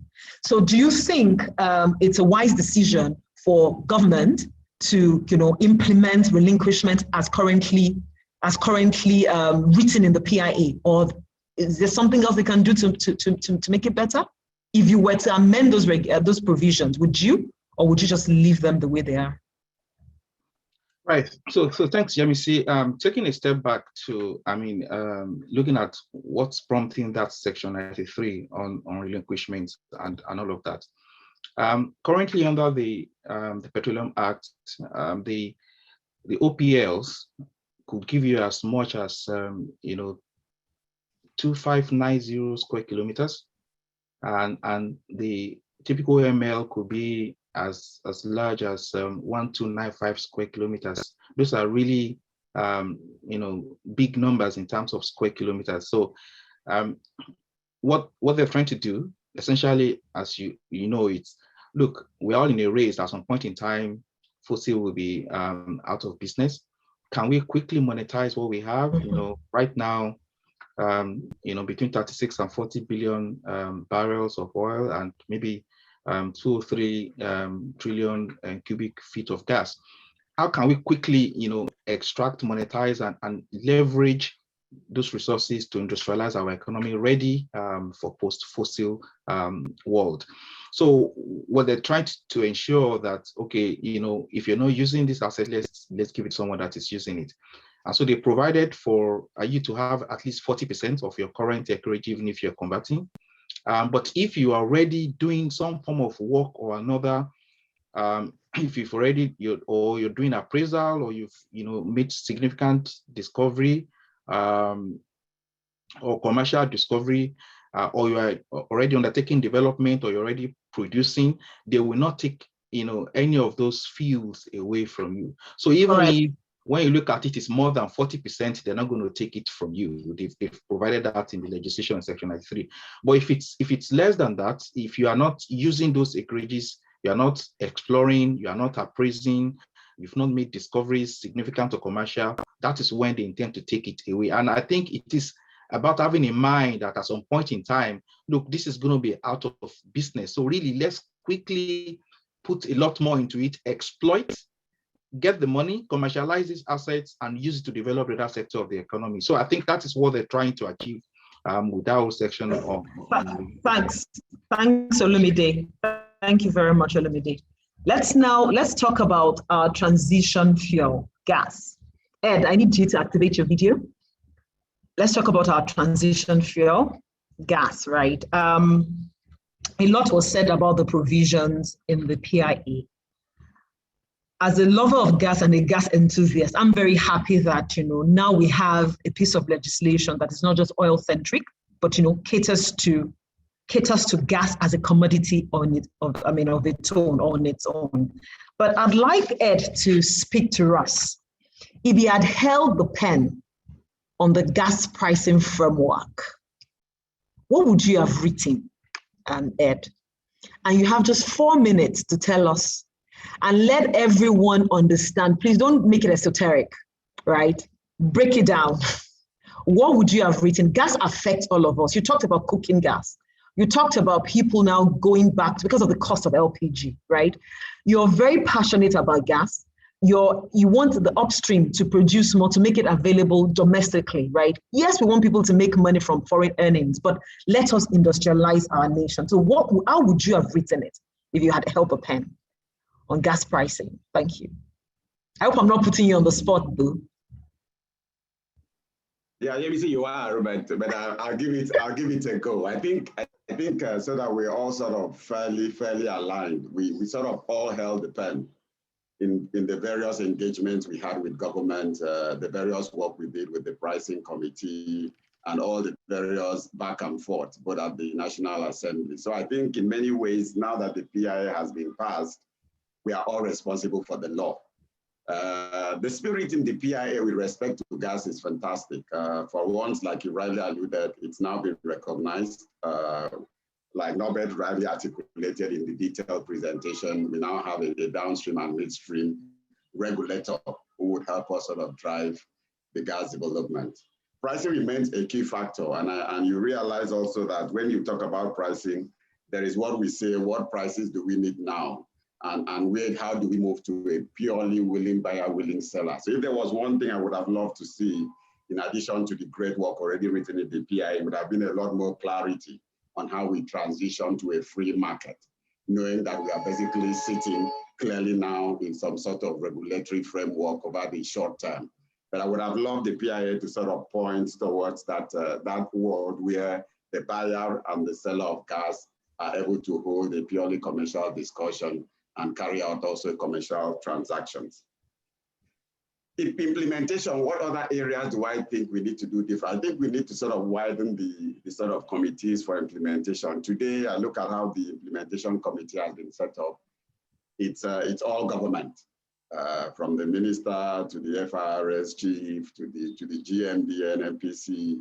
We need to begin to maybe broaden the net a little bit more, to pull in private sector players who would actually be responsible for making this work in the day-to-day life of Nigerians. I think that's one area of improvement I would also sort of recommend. I think the PIA also, even though it's not been very specific, but one of the biggest issues we have in the sector, which you have mentioned and alluded to, are actually just two things. One is cooking gas, the other is gas to power. We need a lot more work in that space to ensure that we can unlock the benefits that gas can bring to that sector. Today, you look at the power sector, it is still faced with a lot of challenges. The barriers to entry, especially when you want to go into independent power plants, is still very high. And if we do not lower those barriers, we will still be stuck with one central grid where we need to put gas into it. The grid is not working, the customers are not paying, we are still stuck with what we are stuck with. We need innovative ideas that allow various players to say we want to play in the power sector. The barriers are very low. We want to connect a small area to the grid, provide power. The laws actually enable that to happen very quickly, rather than you trying to make those steps and you are worried whether the discos are going to drag you to court. So at every point in time, you're wondering, am I getting into someone's franchise? Norbert alluded to it when he talked about open access. But it's that sort of thinking also that needs to sort of apply in that power space, in addition to infrastructure, where it's already alluded to on the PIA gas infrastructure. I think it's overall, you can then see that to close because there's a question in the Q&A, so I might as well address it now. To close the challenges we are facing in the LPG sector, we just need to bring on more volumes. So you need to work with the upstream players, small and large players, to just get more LPG. As long as you continue importing over 50% of your LPG, you're going to be exposed to the movements of the international markets, where of course the affordability for gas is set at a different threshold than what you would have in Nigeria. So as a focus area, we just need to see how do we enable more LPG production in Nigeria to help us close the cooking gas pricing issue that we are currently facing. Of course, where all of a sudden we are faced with different VAT movements, which have also thrown in another additional cost layer in that value chain, and we are then struggling. What is clear? Is this backdated? Is it not backdated? But that's also has sort of made a lot of the players in the NLPG space to wonder, to basically increasing their cost of getting the final product to the millions of Nigerians who want to use this for cooking. Thank you very much. Yeah. Thanks very much. Norbert, you've heard from Ed, right? And one thing, one thing which we cannot disown is that he has owned the process, that we all held the pen on this, right? So we cannot disown the pricing framework, right? Or the gap provisions. It's too late to disown them. Yeah. And this commission is about implement operationalizing. Hello, can you hear me? You're breaking, but I think it's coming through small. So just carry on. Can you repeat yourself? Okay. So I said, Ed has told us, has reminded us that we all held the pen, right, in formulating the pricing framework. Yes. And the pricing provisions, and even the tariff. You know, we even have tariff principles in the PIA on the development of infrastructure, but managing existing infrastructure, and even development of new infrastructure for the midstream sector. Since we cannot disown the pricing framework and the tariff methodology, and everything that's been, woven into the fabric of the gas provisions, the question to you is that, do you think, and if the answer is a no, because we must implement, right? You can't just walk away with a no. So the question for you is, how do we ensure, right, that midstream deficit, the midstream infrastructure deficit, that gap that you identified, that Ms. Essie identified, how do we ensure that with what we have, in spite of the gaps and the completeness, we're able to actually see distribution businesses, processing businesses, gas to, I don't want to talk about power, gas to LPG. How do we see the PIA engendering, such opportunities? What can we do for us to realize what we need to realize? It's our transition fuel. Okay, thank you very much. So to answer this, because I like using illustrations, I like to share that screen again, just briefly, because it's easy for me to make a point. So this is the gas infrastructure gap at the moment, right? If you're talking about gas producers, currently Nigeria's total gas production maybe is about, I'll put that capacity for processing about 1.6 billion cubic feet of gas per day. About 600 of that goes to power and so on and then the industries take some. Now, for you to get gas, the gas market to expand, you have to look at the last mile. And what is the last mile here? The government rolled out last year the gas expansion program that is meant to convert vehicles to use natural gas. That is a massive play. Also, the government has, since 2017, rolled out national gas policy to make LPG available to homes. It's further, enabled under the gas expansion program, where they provided about 250 billion to make this happen. In the PIA, they've set up what we call the midstream and downstream gas infrastructure fund. Now that is a catalyst, right? That will open up the market capacity, because at the moment there is clearly no capacity. And with more market capacity, then automatically you can have investors come in to invest in gas production, processing, transportation, and so on. And as Ed put it, with greater efficiency in the system, you can now basically begin to have lower prices and so on. And so for me, the first thing to talk about pricing is improving capacity. And to improve capacity, you have to, first of all, improve on the gas market. And how will that happen? Number one, you want to introduce natural gas to vehicles. All the vehicles in Nigeria currently use diesel or PS. There are about 11.76 million vehicles in circulation. Only about 6,000 of those use natural gas. In Iran, I like using their case study. There are about 4.5 million that consume about 20 million cubic meters of gas. 20 million cubic meters of gas multiplied by that by 35.33, that gives you about 750 million scopes of gas per day. That is more than what the entire power sector in Nigeria consumes from vehicles. So which means it's a potential for us to be able to unleash and unlock this auto gas market, but you must first of all provide a conversion kit. Energy transition, one of the biggest issues for Africa is affordability. Nigerians cannot afford conversion kits. A conversion kit might cost you between $500 to about $1,000. How many Nigerians can afford that? And so it is one issue that has to be addressed for people, first of all, to convert their vehicles so that they can be able to use this gas. And so when you create that end user, automatically you've created a business case for the investor to come in and invest gas compressor stations. When the gas compression stations come on board, it automatically creates the demand for the gas producer to identify and also now invest in producing more volumes to put into the line for that guy to use. And so it's a whole ecosystem that has to be unleashed. Now coming down to LPG, there are about 49 million homes in Nigeria at the moment. Then based on the recent data published by Frame, which is a Clean Cooking Alliance, 25% of those homes have access to LPG. That is equivalent to about 9 million homes. So about 40 million homes do not have access to LPG cylinders. Now, for you to have a market for LPG, you need to provide the consumers with cylinders. Cylinders are now costing between 20 to 25,000 naira.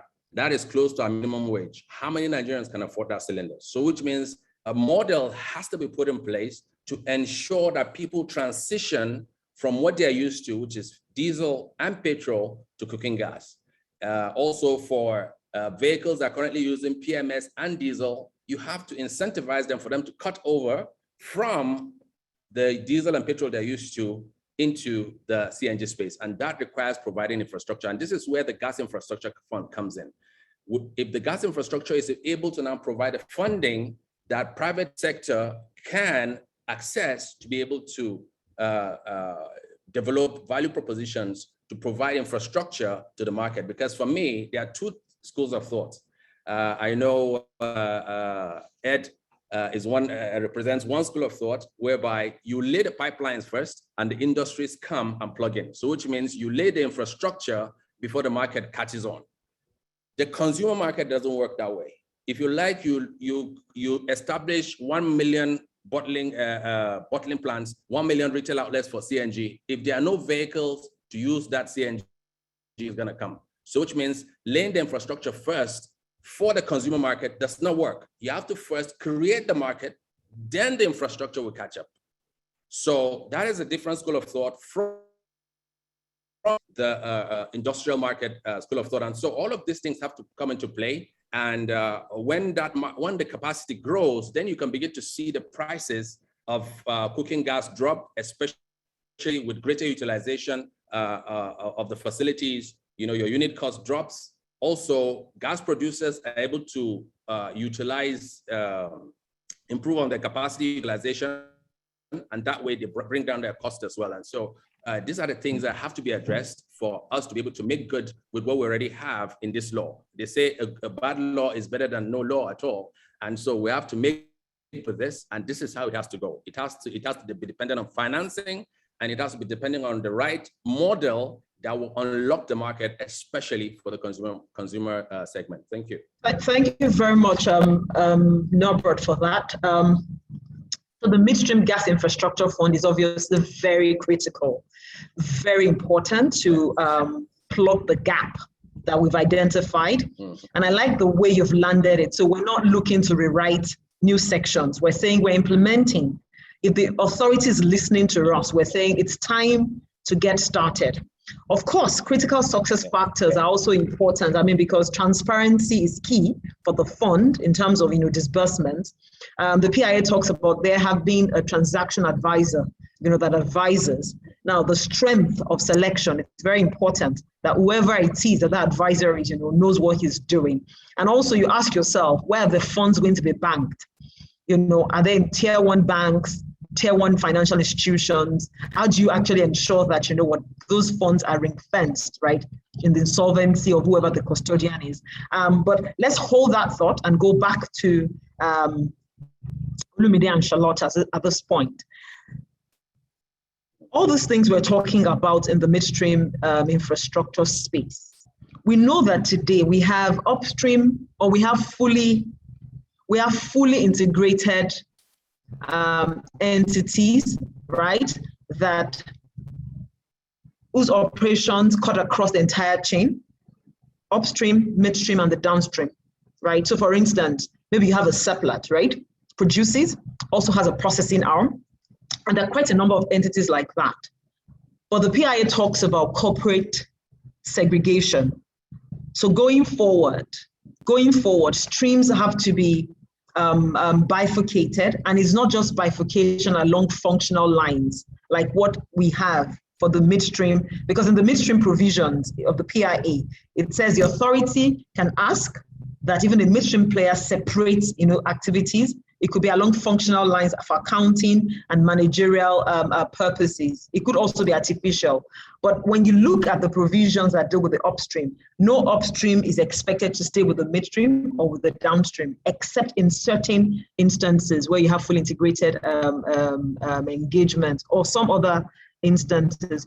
What are your thoughts on corporate segregation, and what do you really think is the philosophy behind, what's the rationale behind this provision? Is it just for fiscal administration? Is it desirable? And if it is desirable, how do you think it can best be achieved? Because a lot of upstream entities are now getting busy on how to actually segregate, those businesses. Olum, did you want to go first? Right.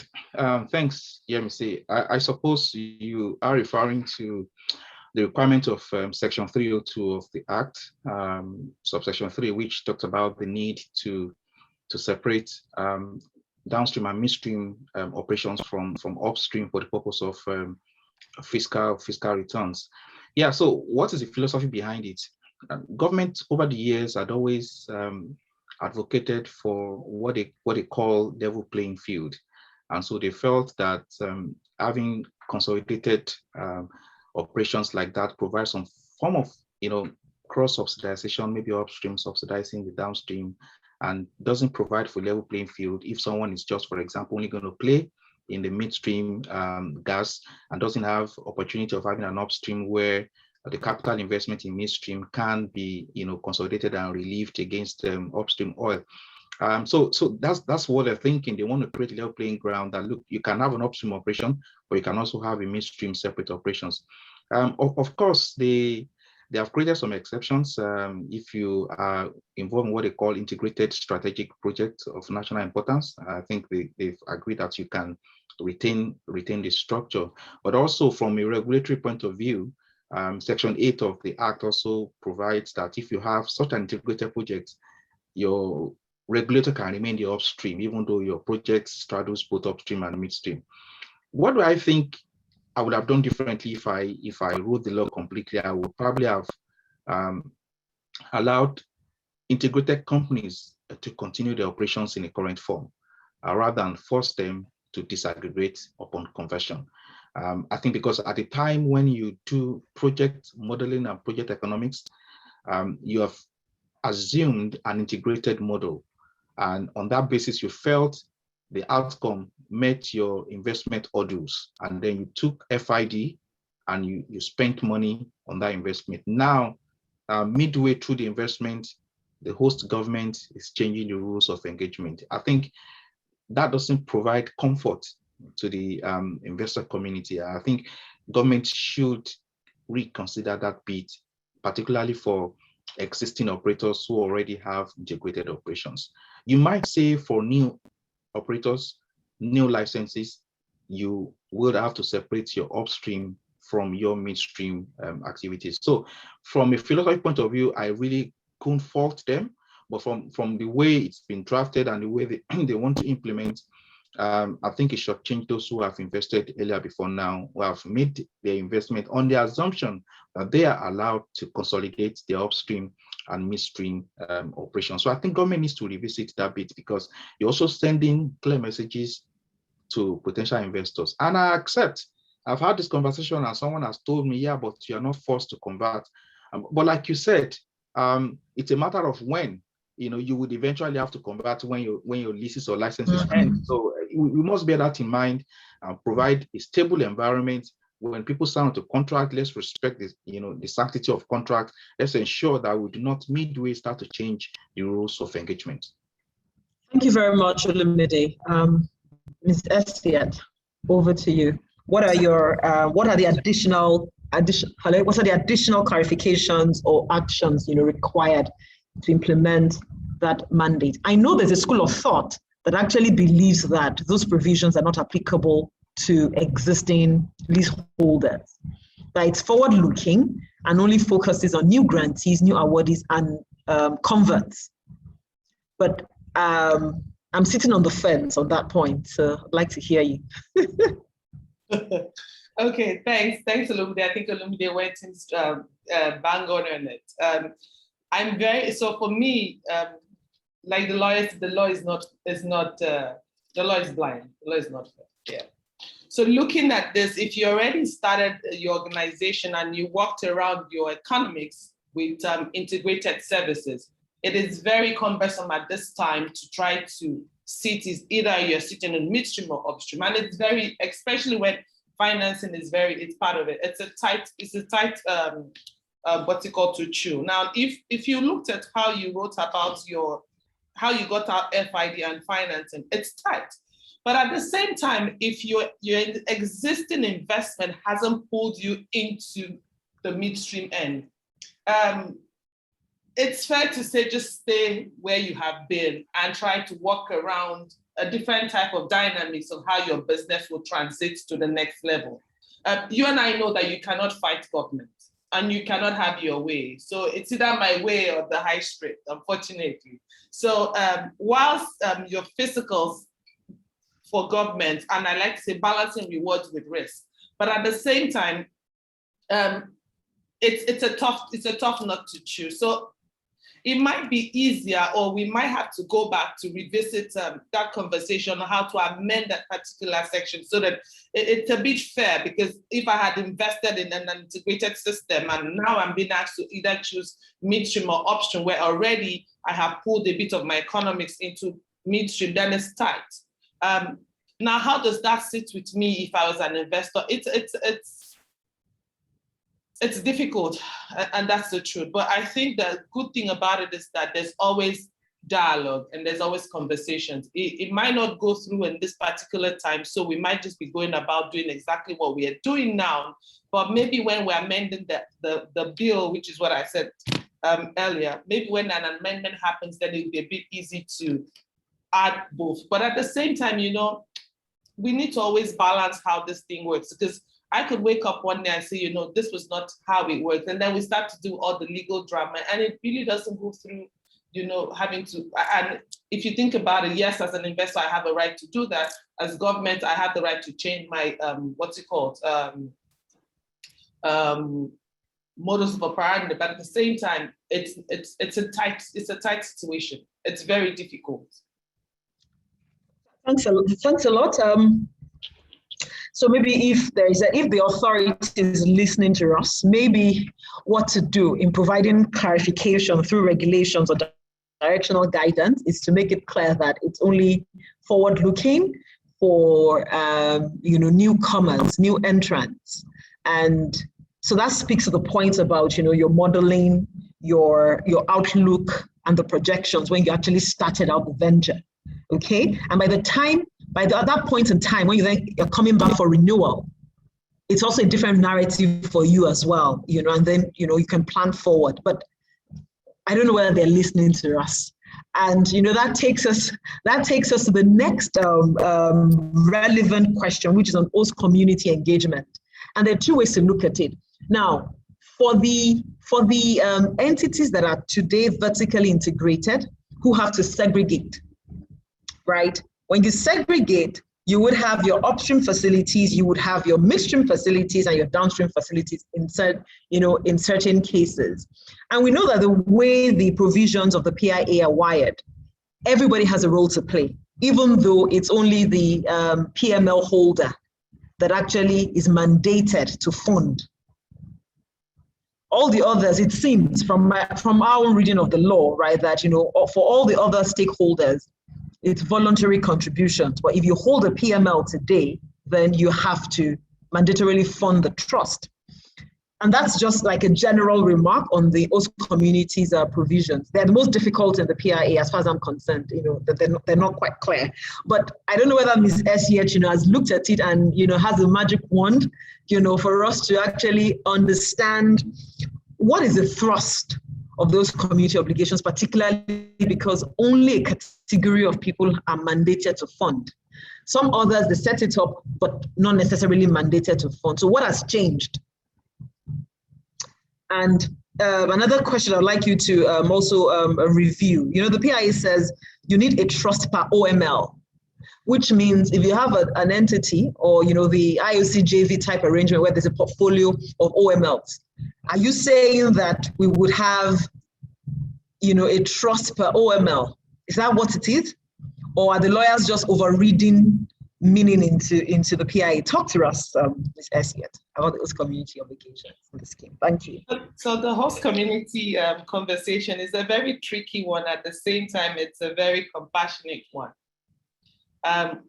If we look at what the central theme says, it's basically the provision of direct social and economic benefit from the petroleum operation to host and impacted communities.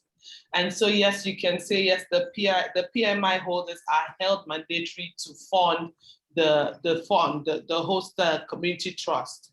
But at the same time, I like to look at it being very objective. If the host community, if you can support in certain areas, and I always say this across the board, your host community should be a partner. They should be partners to whatever investment or development you have in the community. If you look at them as a partner where your part, so for example, equity, we're sharing equity for this particular investment. I own technology, you own the land. We're both supposed to be looking forward to whatever hydrocarbon we can find there, and then we can both harness the benefits. I think at that point, they would be looking at what there's infrastructural development right there. They're looking at empowerment opportunities in terms of economics or whatever, advance and propagating educational development for the children, and of course, supporting healthcare. Now, in the past, what we've seen with host community engagement is basically the chief and Igwe, a certain persons from whichever, I don't want to call IOCs now, whichever company wakes up and says, we're drilling here, we're exploring oil, and a few persons are giving a few dollars or naira, and everybody goes home. And then we've had a lot of drama from the youth who have decided to say, okay, you know what, community president is acting this way, we're the youths. And then there's so many, hierarchies, tier 1, tier 2 types of leadership, and it becomes so cumbersome. At the end of the day, there's no peace. The investor cannot drill, he cannot make money from that hydrocarbon to sell. And they're sitting down there in the host community, there's a lot of drama going on. So it's a lose-lose relationship, and it should be a win-win. So what I think that the PIA is talking about is, let's go a step further. Let's look at how much we can fund in this. Are we talking about 3%? Are we operationalizing the trust to say, okay, 75% of what capital fund for projects will go to this, 20% of the reserve funding will go to here, and then this famous 5% administrative cost that has been causing a lot of drama everywhere. At the end of the day, what is important is dialogue. What is important is partnership. How best do the guys understand that you are their part and parcel? Because what we've had in the past is, a lot of times it's just been one chaos or another. And by the end of the day, you are going to the law enforcement agencies. They can't settle community disputes with you as an investor. Let's not get it twisted. I have had to do with a lot of host community settlements, and I know it is a pain, especially when you can listen from the other part, because you come as an investor. But if you sit back and hear them when they complain about all of these things, and you and I can most times drink water from those communities. So it's a partnership thing. It's partnership. Let them feel part of it. Yes, we're going to have some greedy ones because that's what they've been used to. They don't know any better. They can't give you what they do not know. So if we start to sensitize them, we start to engage them, we start to liaise, there's a partnership, they have to understand that, listen, we're part and parcel of this, and everything can be done in milestones. Everything can be done in milestones. It shouldn't just be what we have seen, you know, and what we're used to. So I think that at the end of the day, if we take up the funding and then time frame for the fund to make sure that it actualizes, I think we'll begin to see, you know, a push in the right direction. Thank you very much. That's an appeal to the human part of us, right? Which is key. Which is key. Yes, we can read all the acts, very. But if we don't have that, you know, empathy in it, it becomes the problem at the end of the day. We're aligned. We're fully aligned on, and I'll take this to Ed now. So Ed, you have pipelines. I'm going to deactivate my video. I think my internet is a bit unstable. You have distribution facilities, you know, across some geographical zones. If you've looked at the PIA carefully, once you regularize your status, and that is not speaking to SNG, I'm just saying generally, right? Any midstream player that once you regularize your status and you have your, you know, your distribution licenses and just new works generally under the midstream provisions, right? You have to look at those community provisions. Your facilities will be eligible to have this kind of trust setup. So what's your own take on this, and how does it, because you have pipelines spanning, you know, across a zone. It's unlike a CPF that you just put in a place and you can say, okay, this is my community and these are the you know, communities that I affect. But in your own case, does that mean you're going to have trust, you know, split across? Talk to us about implementation in this regard. Yeah, thanks, Yemisi. So Yemisi, I think you touch on a few key points in the law that would need clarification from the regulator. And I think it's going to be a pretty busy year in 2022 when we move to try to operationalize, and then we are then seeking clarity from the midstream and downstream regulator. Same thing also in upstream. So my first thought is that the lawyers are going to have increased workload and possibly make a lot more money. Yeah, but I mean, it's basically how do we approach it from what is the spirit of the law, right? If the spirit of the law is that for wherever there is a line, you need to set up a trust, then we're then asking this question, which is what you are asking, how does that work? Of course, that also that all lines are owned significant percentages by the government, whether it's NNPC, whether it's NGC, whether it's NGMC. So I think there's quite a lot of discussions there to basically see whether in implementation, we're actually then moving with what we set out to achieve. And where we are not, we probably then have to seek for clarity. But I think the first step, if you were to ask me in the short term, would be what kind of licenses are required to continue, and that's where a lot of the industrial players are now focused on, oh, I need to get a new license for A, for B, for C. And then we'll then go into the core operational requirements, which it's going to be a continuing dialogue with the regulator to clarify, to seek what is clear and what is also practical. Thank you very much. Norbert, let's cross over to you. Norbert, are you there? Let's cross over to you. We're back to the midstream space. And yes, as I said earlier on, if you're a stakeholder in this space, you have to regularize your status.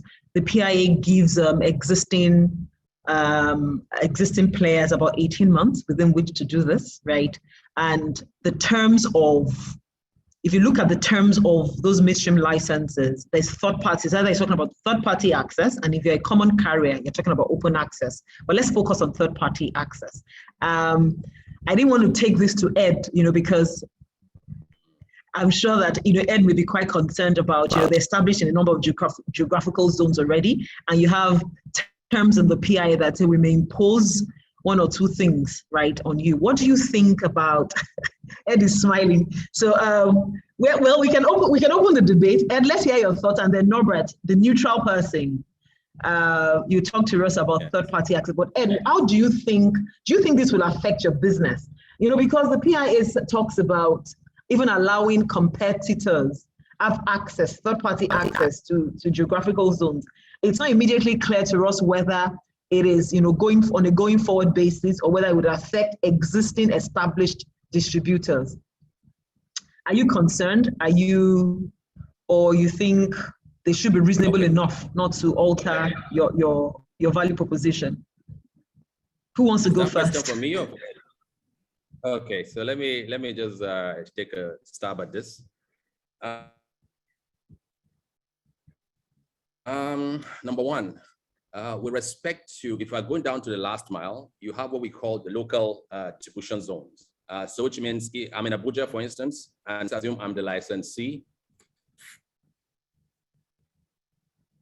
for, let's say Abuja Municipal Council. I'm the sole licensee licensed to lay pipelines and sell and distribute gas within that zone. So I don't really have any competitors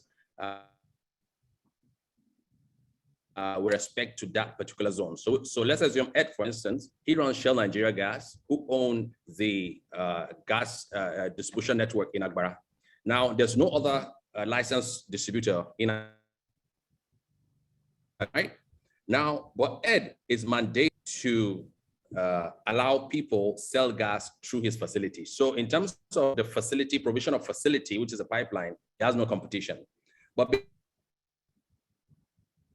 Ed is an upstream gas producer and also might have a license to sell gas all the way downstream. Now, in that space of gas sales, he has serious competition, right?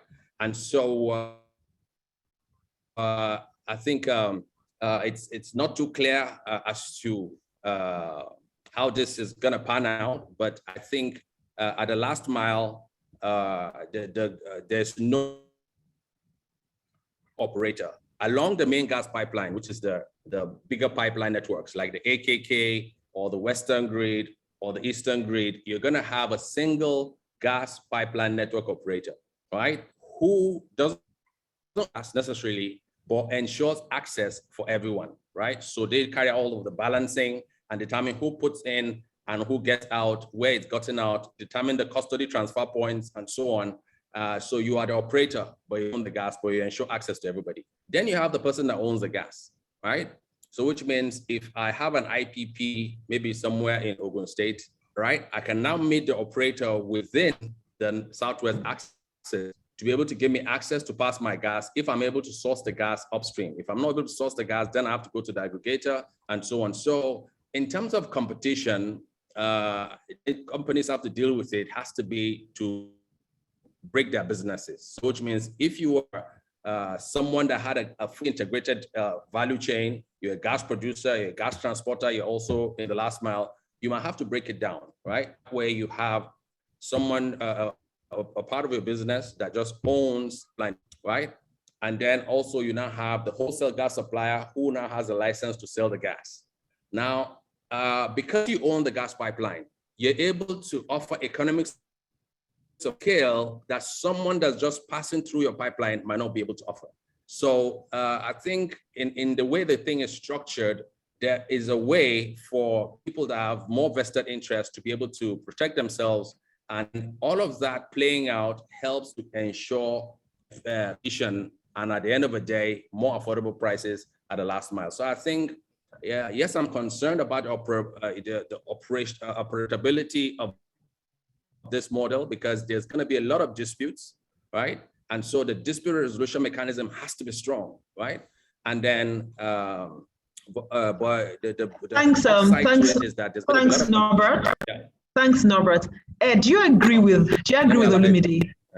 Yeah, thanks. Do you agree with Olumide on his views about, yes, it opens up competition, causes competition. Sorry, with Norbert, sorry, apologies for that. Yeah, with so Norbert. I think it opens. I think so we're in the camp of the NGA. I mean, open access is always what you look at in various domains and jurisdictions. So it's not strange that open access is also mentioned in the PIA. But we just then need to sort of walk the details. I think the real question is, in going into new areas, are you clear from day one what your investors are setting up for? And then that is sort of a long-term agreement. We know what we are walking into.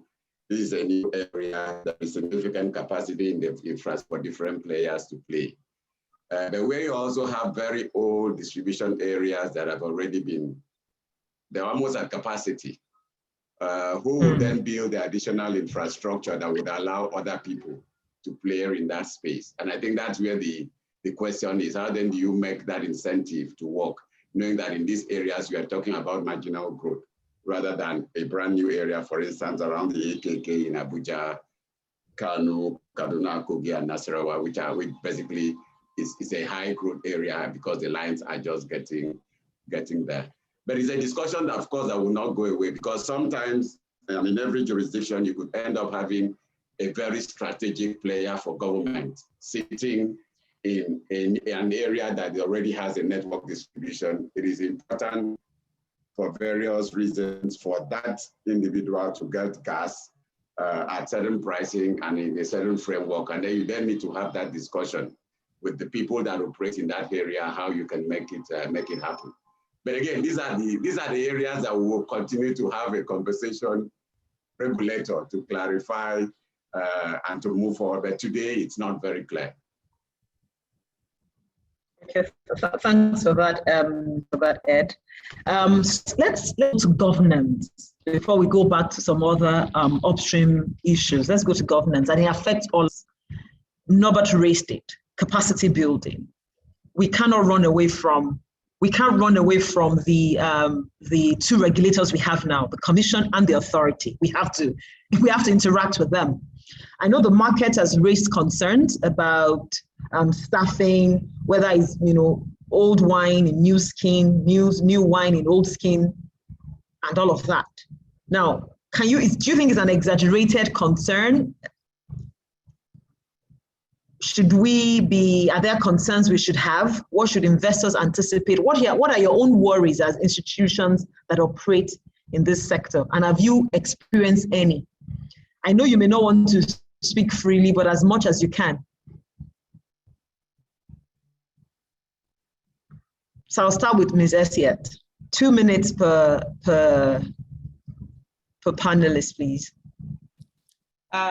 So my conversation with staffing around if it's the old wine in a new bottle is basically this. What is your organizational culture? What is your organizational culture? If your organizational culture is spread across where people have integrity, people are capable, there's trust, there's teamwork, there's courage, then it's basically understanding that you have the right people to run.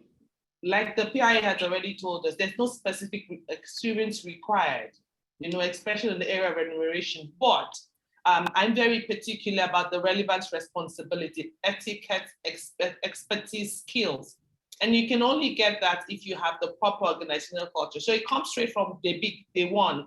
What have you practiced in your organization? What is the culture around? Is the culture around teamwork? Is the culture around integrity? Is the culture around trust? Is the culture around courage to be able to speak out for the right reasons? Then if you have all of this ticks on your checklist, then I think you'll have a good way to go.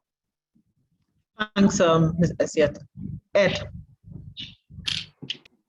2 minutes on the governance conversation, and the concerns you have, if you have any. So I think we have to take it as it comes, EMC, on this one. Yeah, and I think we've been here before for a lot of the players. We've worked in Nigeria for a long time, and I think it's how you, like Charlotte has said, how you walk that space to ensure that you get to steady state. The one bit, of course, that is very important, and I sort of mentioned it earlier on, was that we need to build capacity on both sides. And because it's one thing for the laws now to be passed, but we then need SMEs, both on the government and governance side and on the practitioner side, to be able to reach a common understanding of what then needs to be operated. And I think there's a significant role here for organizations like the SPE to sort of begin to also hold this sort of capacity building workshops, the NGA, the NCDMD, the PTF, because we need to begin to have that very detailed conversation around the new ways of working. What do we need to know, and how do we move forward, knowing now that we have a new law that basically replaces the old one that we've had over the past 6 years. Thanks. Olumide, 2 minutes on governance.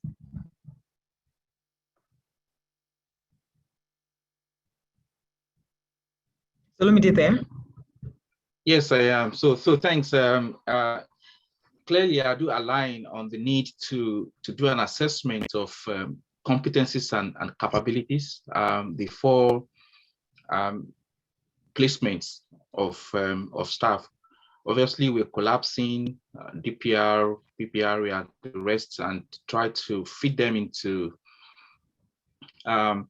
upstream regulatory commission and midstream and downstream regulatory authority. I think, and even NMPC. So I think because we're basically rejigging these entire institutions, and I think it's important to put competence and capabilities first. There would certainly be need for upskilling, and I imagine that is already being considered as well.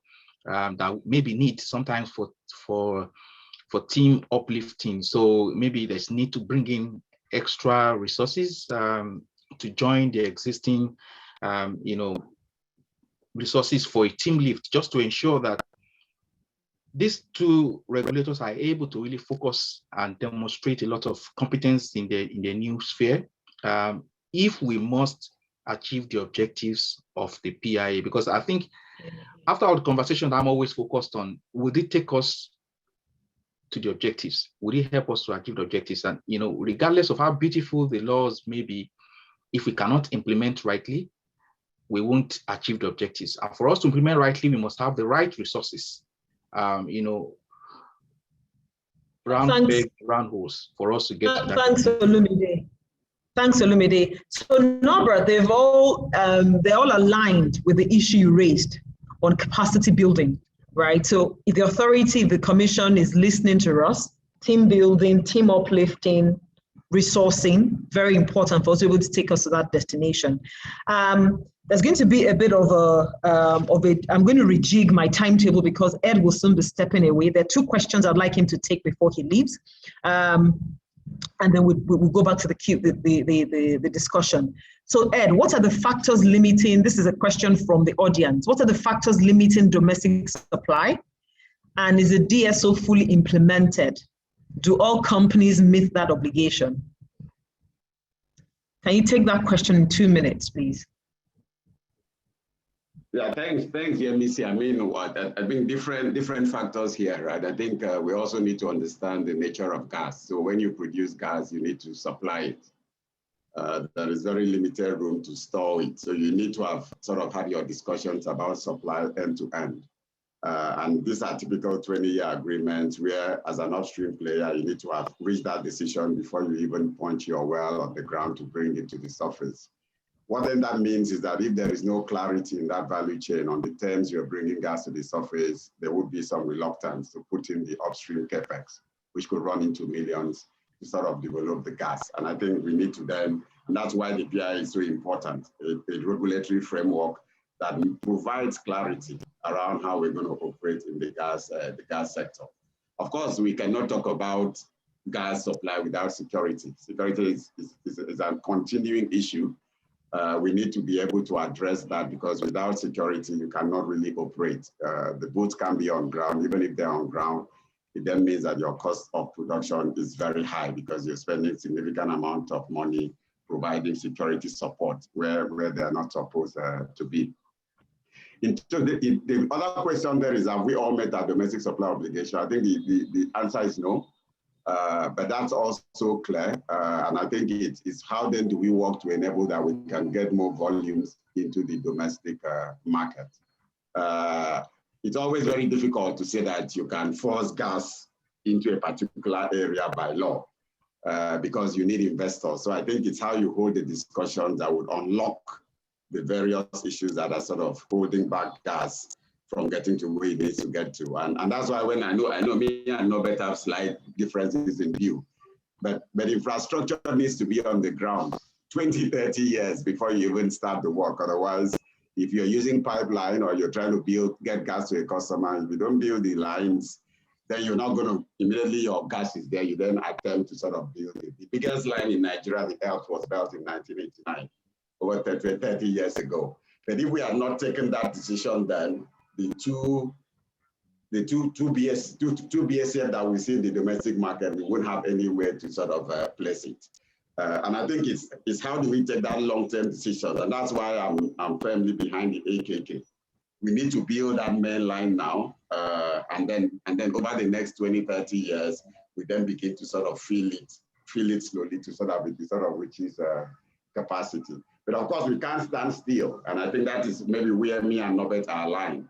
There are virtual pipeline infrastructure that you can use to reach the end customers, and it's how do we enable CNG, how do we enable domestic LNG? These are virtual pipeline operators who can also move volumes to end users while the pipelines are being constructed. But I'm overall optimistic that with the PIA, with the decade of gas, and with all the sort of movement we have seen from a policy directive, that the Nigerian government is serious about gas. And I think it is left for all of us as industry players to work with them in a collaborative manner to unlock the volumes that we need in the domestic sector so that Nigeria can achieve the development that it needs so urgently. Thank you very much. Thank you very much, Ed, for that and for your participation. It's always a delight. So let's go back to the discussions. Let's revisit OML renewal. Thank you. OML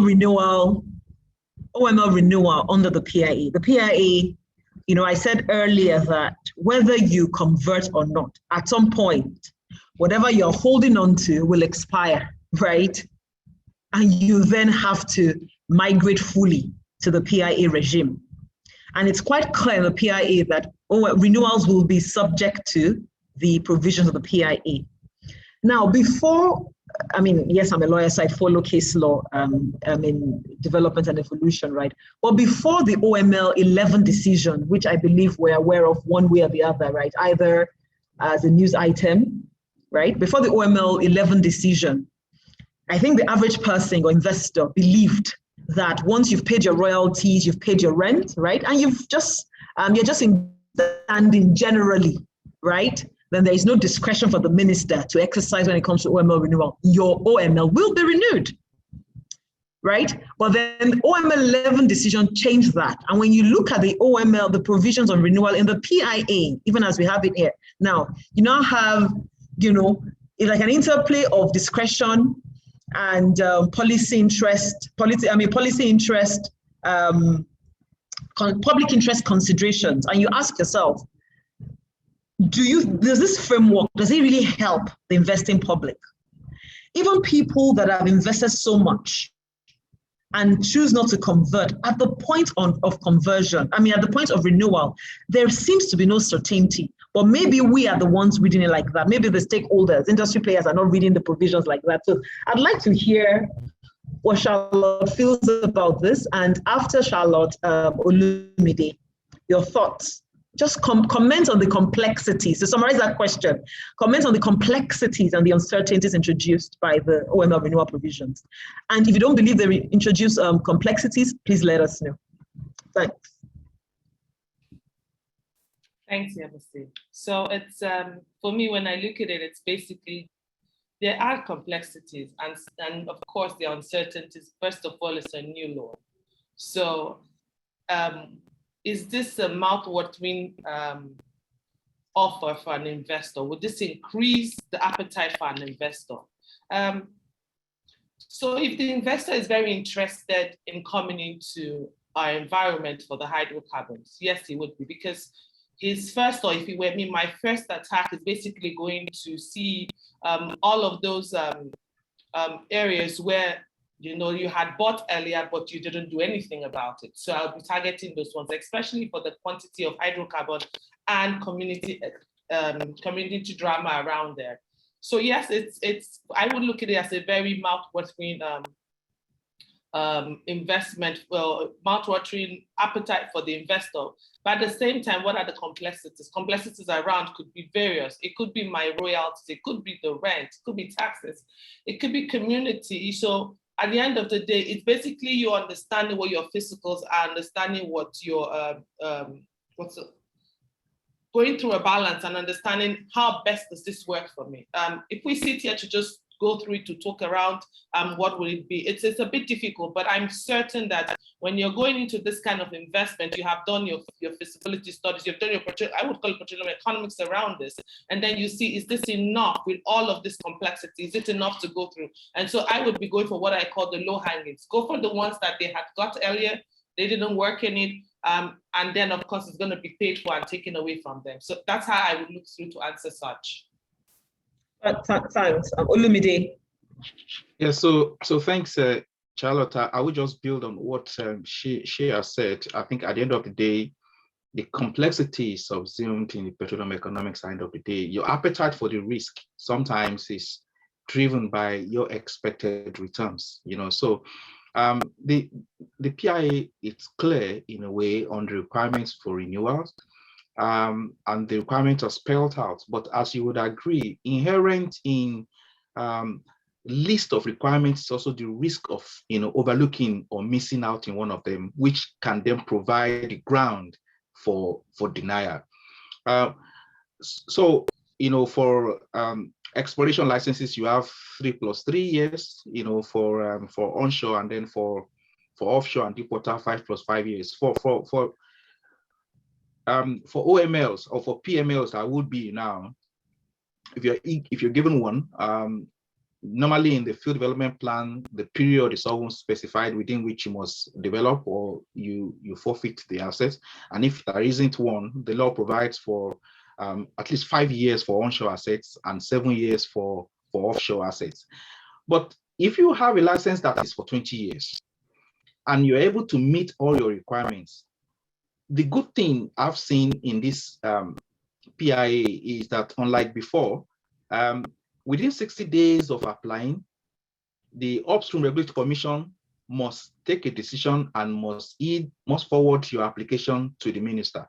And the minister also has 60 days within which to either consent or otherwise. And if the minister does not consent, I think then it's taken as automatic, that the minister has consented if it doesn't respond within 60 days, unless I'm mistaken, but that's my thought about it. So I thought putting a timeline actually forces the hand of the regulator and supervising minister to do something. And then, even if this will become a litigation case, you can already know within the shortest possible time, whether it's the regulator that you're going to have to confront or contend with first, or whether it's the minister. So if you look at it that way, even though there is room for you to miss something out, and then which can be a basis for revocation, you can already determine how long it will take before you can know your fate. And then you can decide whether this is the battle I want to fight or this is the battle I don't want to fight. So that's what I think about this whole renewal thing. It's never going to be black and white, to be honest, because there is always a place of strategic national interest. And all countries do this.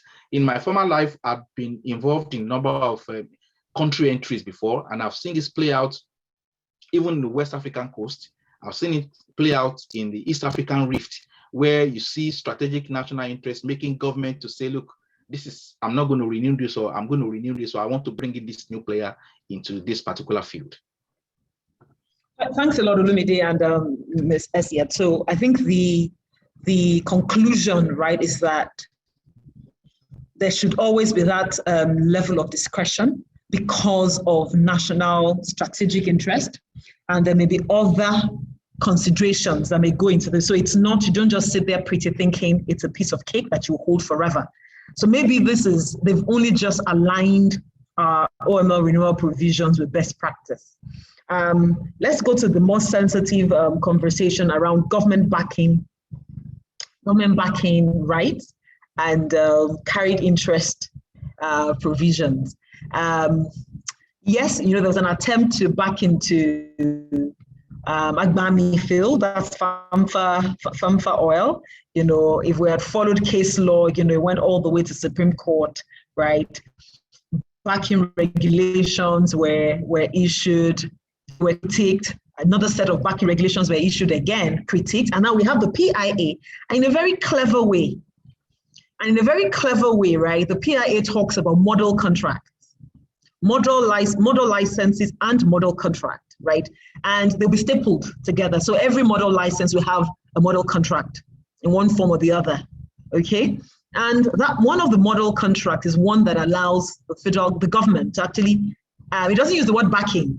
It says you reserve up to 60% carried interest for the government, which can be exercised at any point in time, really. So you look at it and you're like, okay, if this applies only to new awardees or grantees, I mean, you have notice of the system you're coming into. There's going to be a bid round. You would see the provisions of the model contract. So you make a decision whether you want to play in this space or you don't want to play in this space. So I'm not even questioning the reservation of the 60% because it's not going to happen upon you. You're aware of it. However, you have provisions on cost recovery.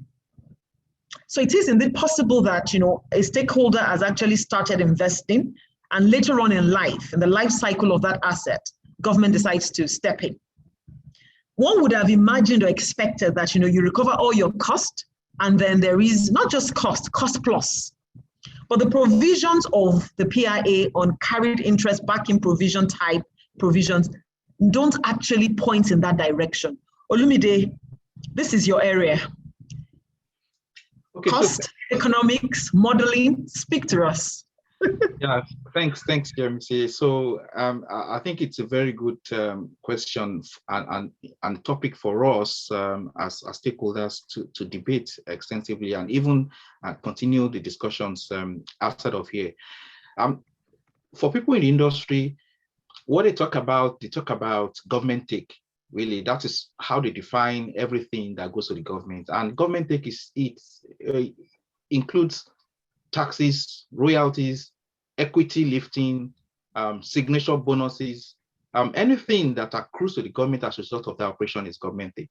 And Charlotte has also said it, this all comes in when you're looking at your project economics.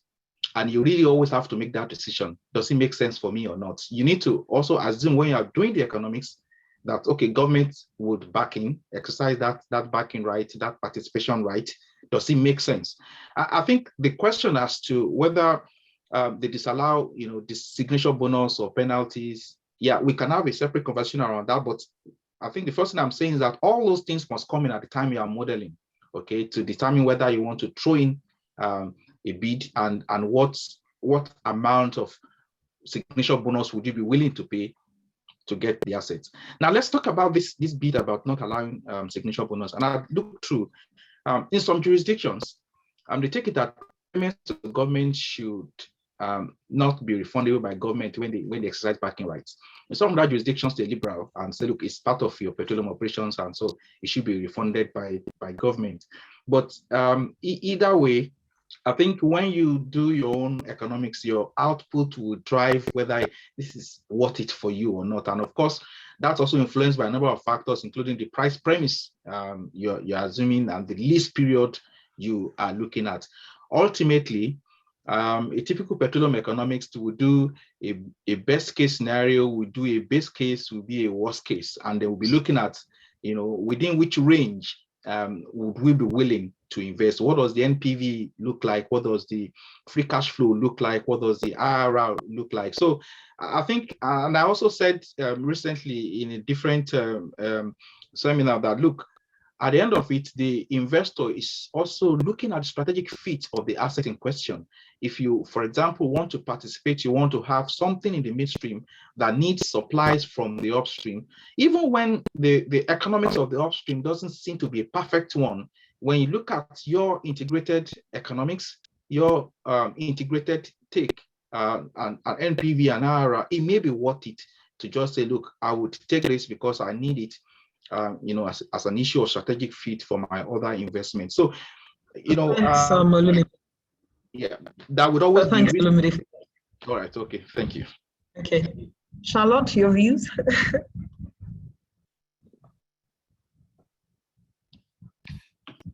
You need to unmute your speaker.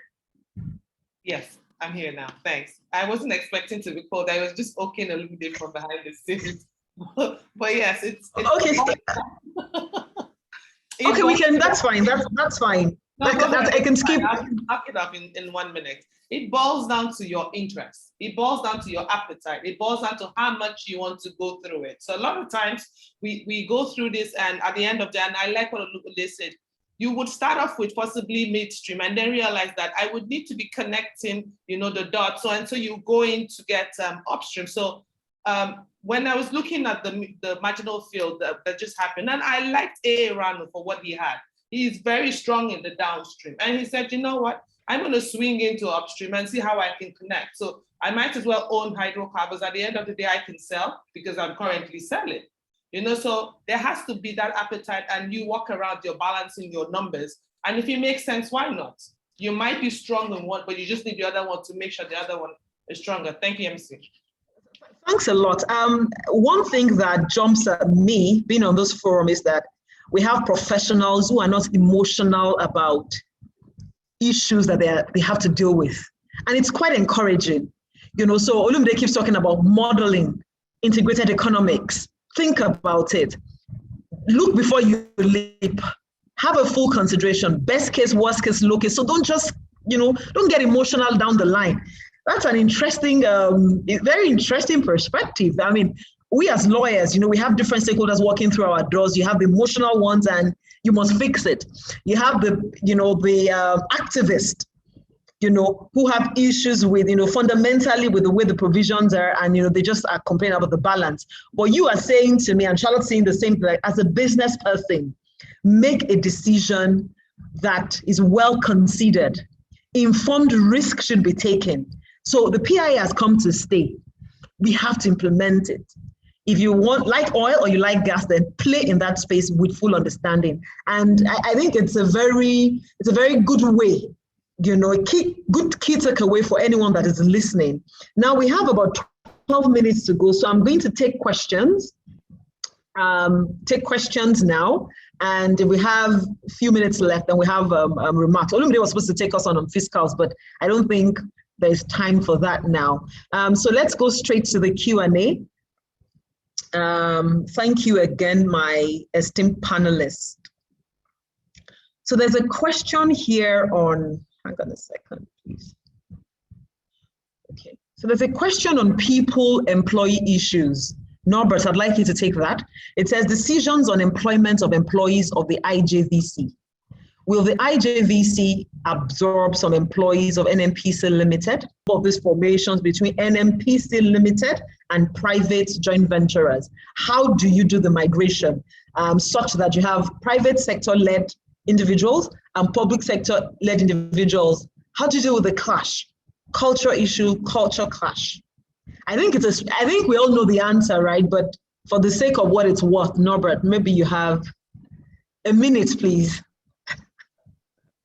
Okay, I'm not a HR expert, but I'm gonna try to take a stab at this. The thing is, the IJVCs or whatever SPV will be created at the end of the day would have just, single positions for, let's say, you want a GM operation or you want a GM business development. There can only be one. So the joint venture partners and an NPC would now, have to determine between their personnel that they're putting forward for this, who is the best fit, because they're going to be going into a market where they're competing against, IOCs that are very lean and mean and very efficient.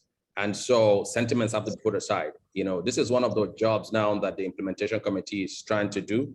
I saw among the attendants, I see one of the main consultants, and he's also a member of the implementation committee. I don't know if you want me to mention his name here, but he's here listening right now. I wish I could ask him that question.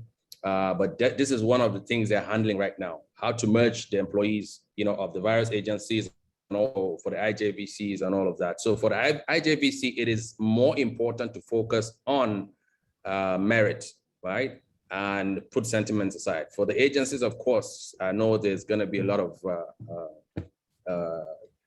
subjectiveness, but we'll see.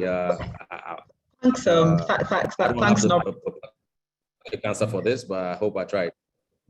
Thank you very much. The member that is on, if the information is not sensitive, if he can indicate by raising his hand, I'll call on him at the appropriate time.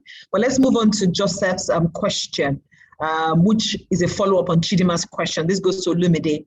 But I think Chidima's question was on why has Nigeria not been able to meet our allocated OPEC quota?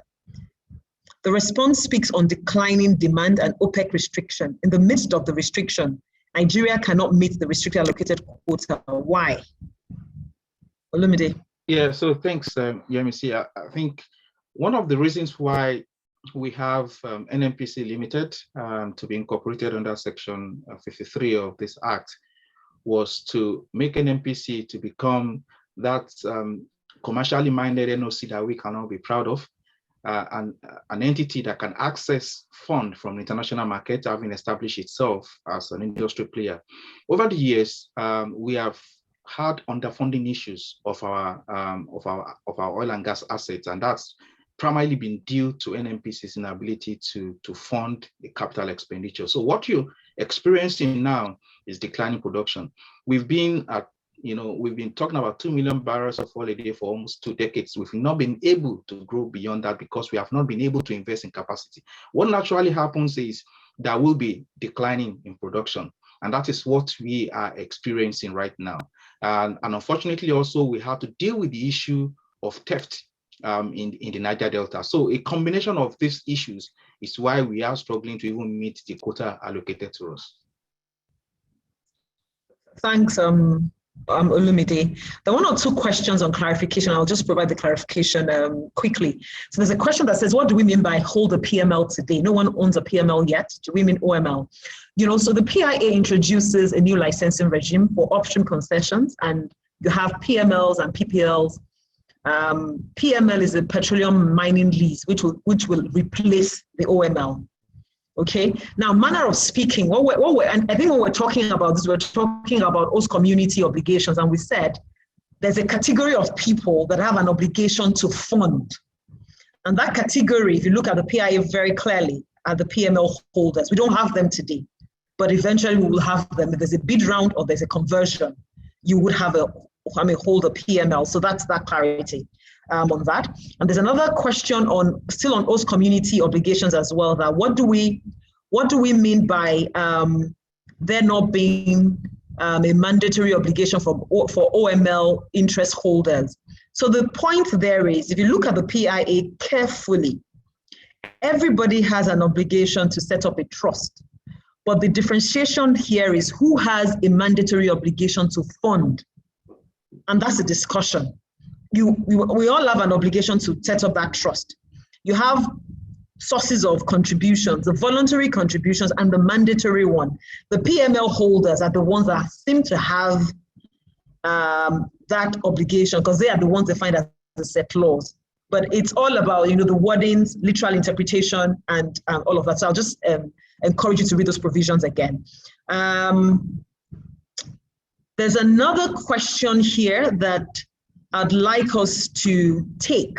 Olumide or Ms. Esiet, are we saying legacy integrated companies have to choose the corporate segregation? Can they form a midstream company and transfer their midstream operations there? Are we saying legacy integrated companies have to choose? I think that maybe what the question is saying is it a choice or is it mandatory in terms of that corporate segregation? Olumide, do you want to attend? Thanks, Yemisi. So the question is clear, and I think I will answer it from this approach. First, you need to make a conversion decision first. Okay, so if you are not converting, you may not need to do that immediately. But if you are converting, you will need to do that immediately. But even if you are not converting immediately, Yemisi had remarked earlier, your lease will expire at some point in time, and you need to make that decision. the truth is, I don't want to go back to the earlier conversation around whether it's fair or unfair and all of that. I'm just going to say that, look, there are complexities inherent in this sort of process. For example, you have unutilized capital allowances right now you are carrying in your fiscal books. How do you allocate that between upstream and midstream? Okay, you have one HR manager managing your affairs. Now you need to have separate HR managers because you have two different companies. So it's not necessarily an efficient structure for someone who already has an integrated model. So if it's not efficient, it means it's costly in terms of resources, but also, a lot of decisions that will now need to be made in terms of how do you allocate resources, even I would say the liabilities in your balance sheet at this point in time, how do you allocate which is which, so those are the issues around this, segregation into separate countries. But the law is the law. And I think what is important now is two things can be done. Advocacy for some level of flexibility in implementation of this law, which you can do as a company. You can advocate, you can make your case to government. Peradventure, it will come into the Finance Act or Finance Bill as an amendment. Or the second bit is, get to work, start to think through, engage subject matter experts, see what you can do to start to work towards being able to implement the law in its current form. Thank you very much. There's another question on gas reinjection. The PIA repeals Association Gas Reinjection Act. What happens in a case where the injection is for a period to manage gas flare and injected gas is to be produced for monetization at a later date? What guidelines or framework is in place for this? Do we have takers for this? I mean, we have the flare gas regulations that has robust provisions on gas flaring, gas penalties, gas reinjection, and you have guidelines that have actually also been issued by the defunct DPR pursuant to the flare gas regulations. Do we have additional operational answers that we want to provide? But I think, Matilda, you would have to go through those provisions to understand, the framework for it. I think at this point, I've seen my MC. She hasn't come up since, so she's come up now. So I think I should just respect myself and call on my panelists to give me their concluding remarks. A minute each, please. I'll start with my lady. Thank you. MC, you said took the cue. Right, so Charlotte, please, your concluding remarks, 1 minute. Sure. So for me, positive vibes only, concluding remarks. Okay, great. So for me, basically, it's sitting where we are. Fantastic PIA is here. Implementation is key. Stakeholders, we all are stakeholders. Let's get to work. And then let's also understand that the end of it is having an energy mix and understanding that we need a playbook that takes us to the transition level soon. At the end of the day, what is important is that in all of this, what is key is climate change. Save the trees, plant more trees. Thank you very much. Thank you very much. Brief and crisp. Olumide. Yes, just three things. One, PIA is here. The international community are watching very closely. Government, demonstrate you mean this, demonstrate you want to implement to later. Number two, keep engaging the stakeholders.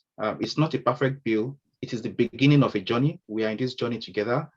Engage the stakeholders, take their concerns seriously. And then three, please exercise flexibility in implementation. Thank you. Thank you very much, Olumide. Chris, brief. Norbert, a minute. Okay, so the only thing I have to say is I think the SPE has done well in organizing this platform because we're moving to a new paradigm. The conversations have to be kept alive, where stakeholders, regulators, and everybody will basically come and share ideas because we've not been down this road before. And so only conversations like this can actually bring everybody up to speed, especially in terms of capacity development.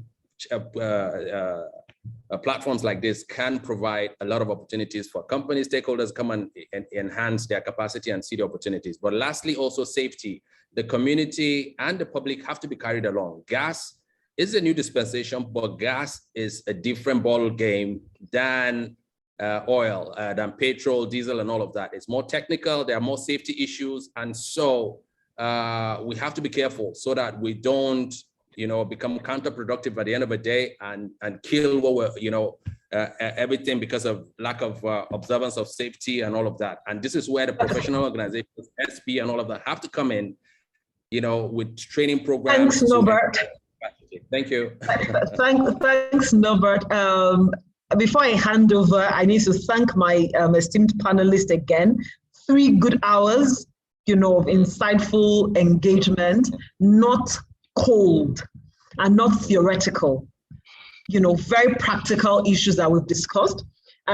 It's a pity we don't have Mr. Wonti here, but, my own concluding remarks, the 3 E's, energy transition, energy investment, energy crisis.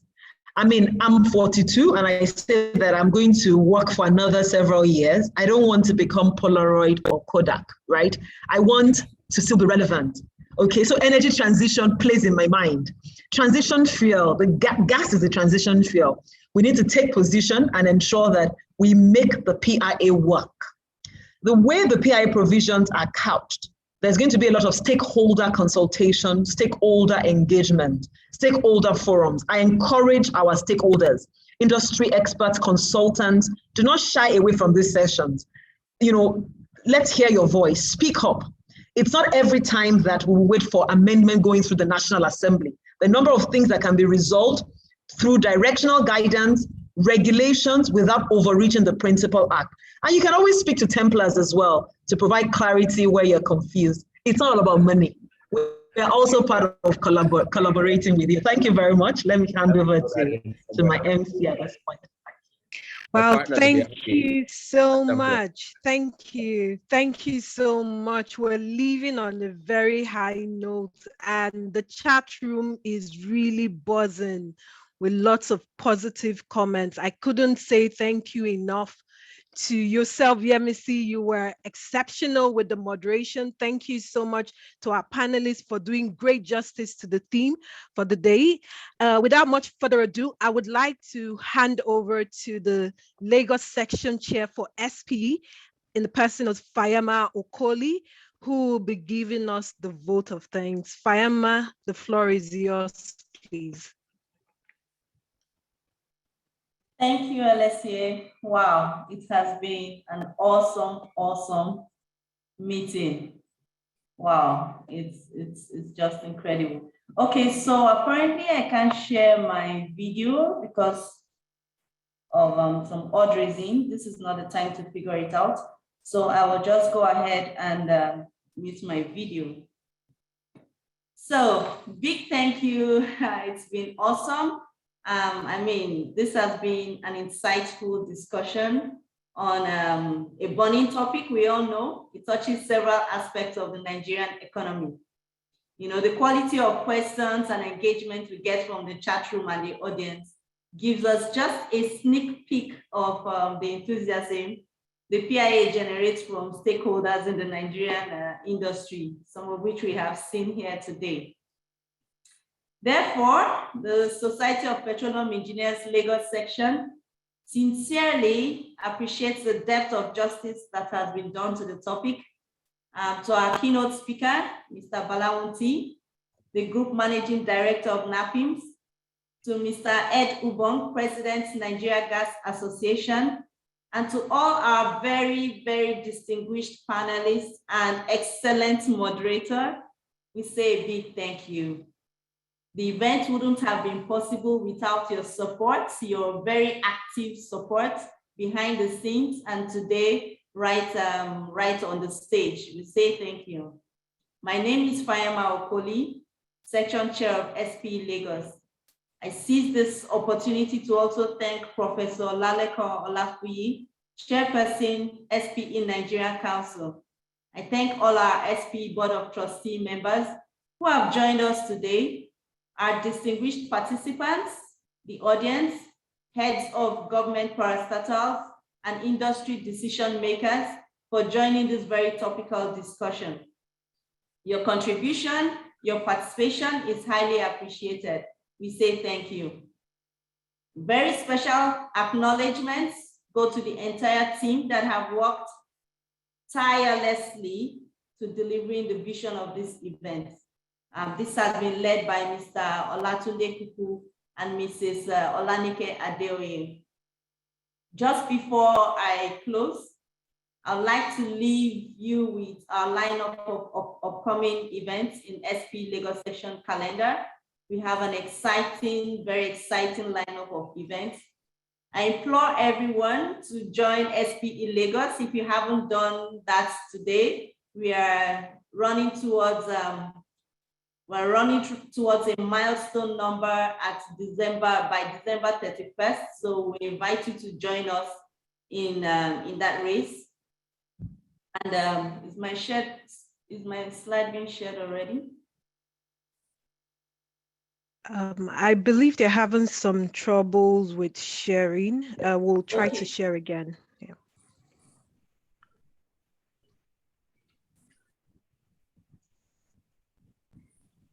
All right, so first and foremost is the afternoon session. This is not all as exciting as this discussion has been. It's not everything we have today packaged for you. There is an afternoon session with 2 workshops running simultaneously and facilitated by industry veterans. You really want to be part of the workshops.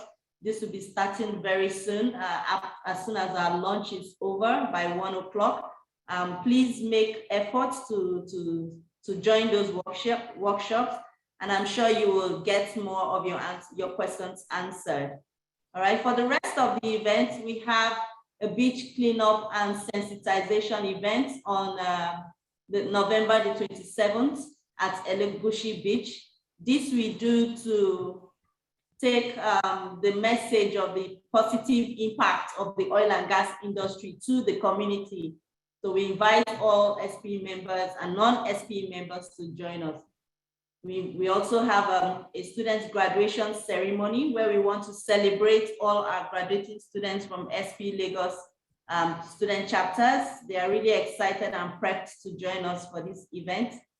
We have a spectacular hangout, end of year event, end of year networking event for SPE members, industry members at Upbeat Center on the 12th of December. Here we loosen up and really network and have fun.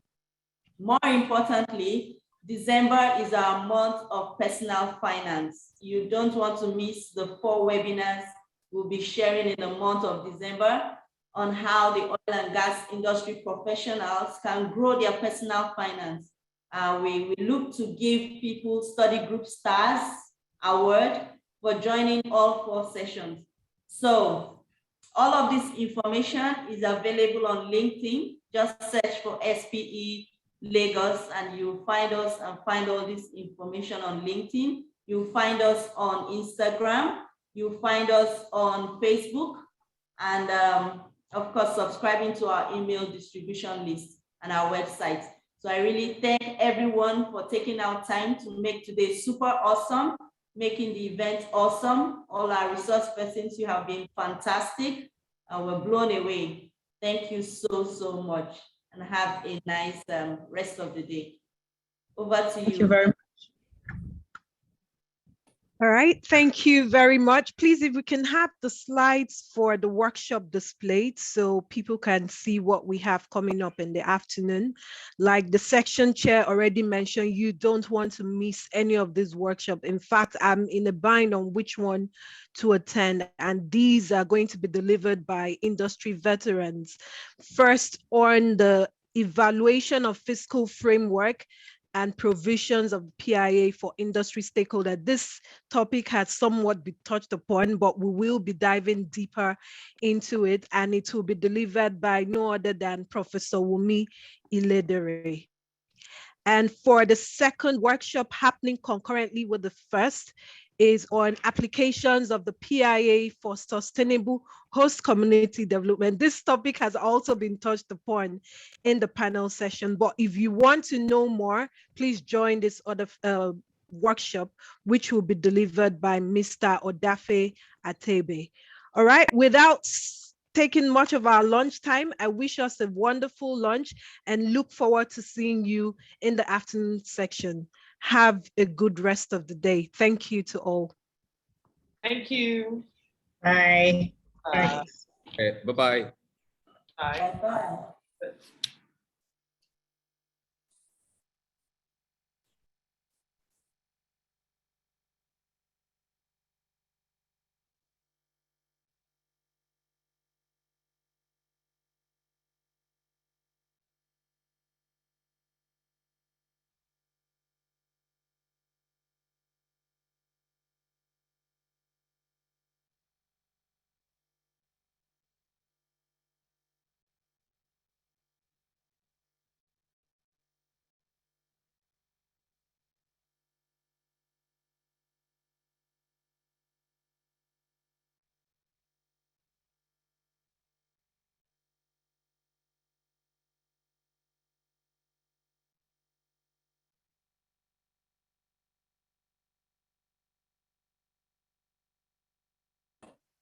Hello, Tunde. Odion. Section chair, we're still on, so we'll end the session right about now. Please.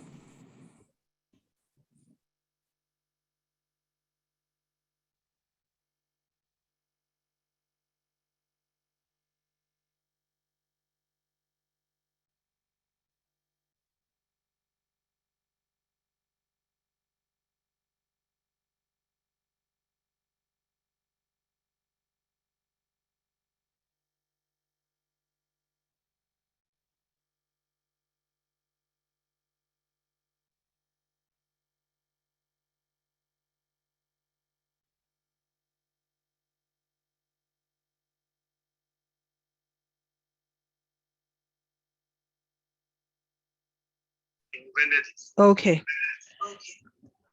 Section chair, yes, they've ended the session. Okay. Feedback.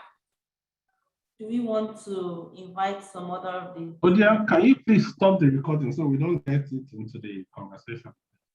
Yes.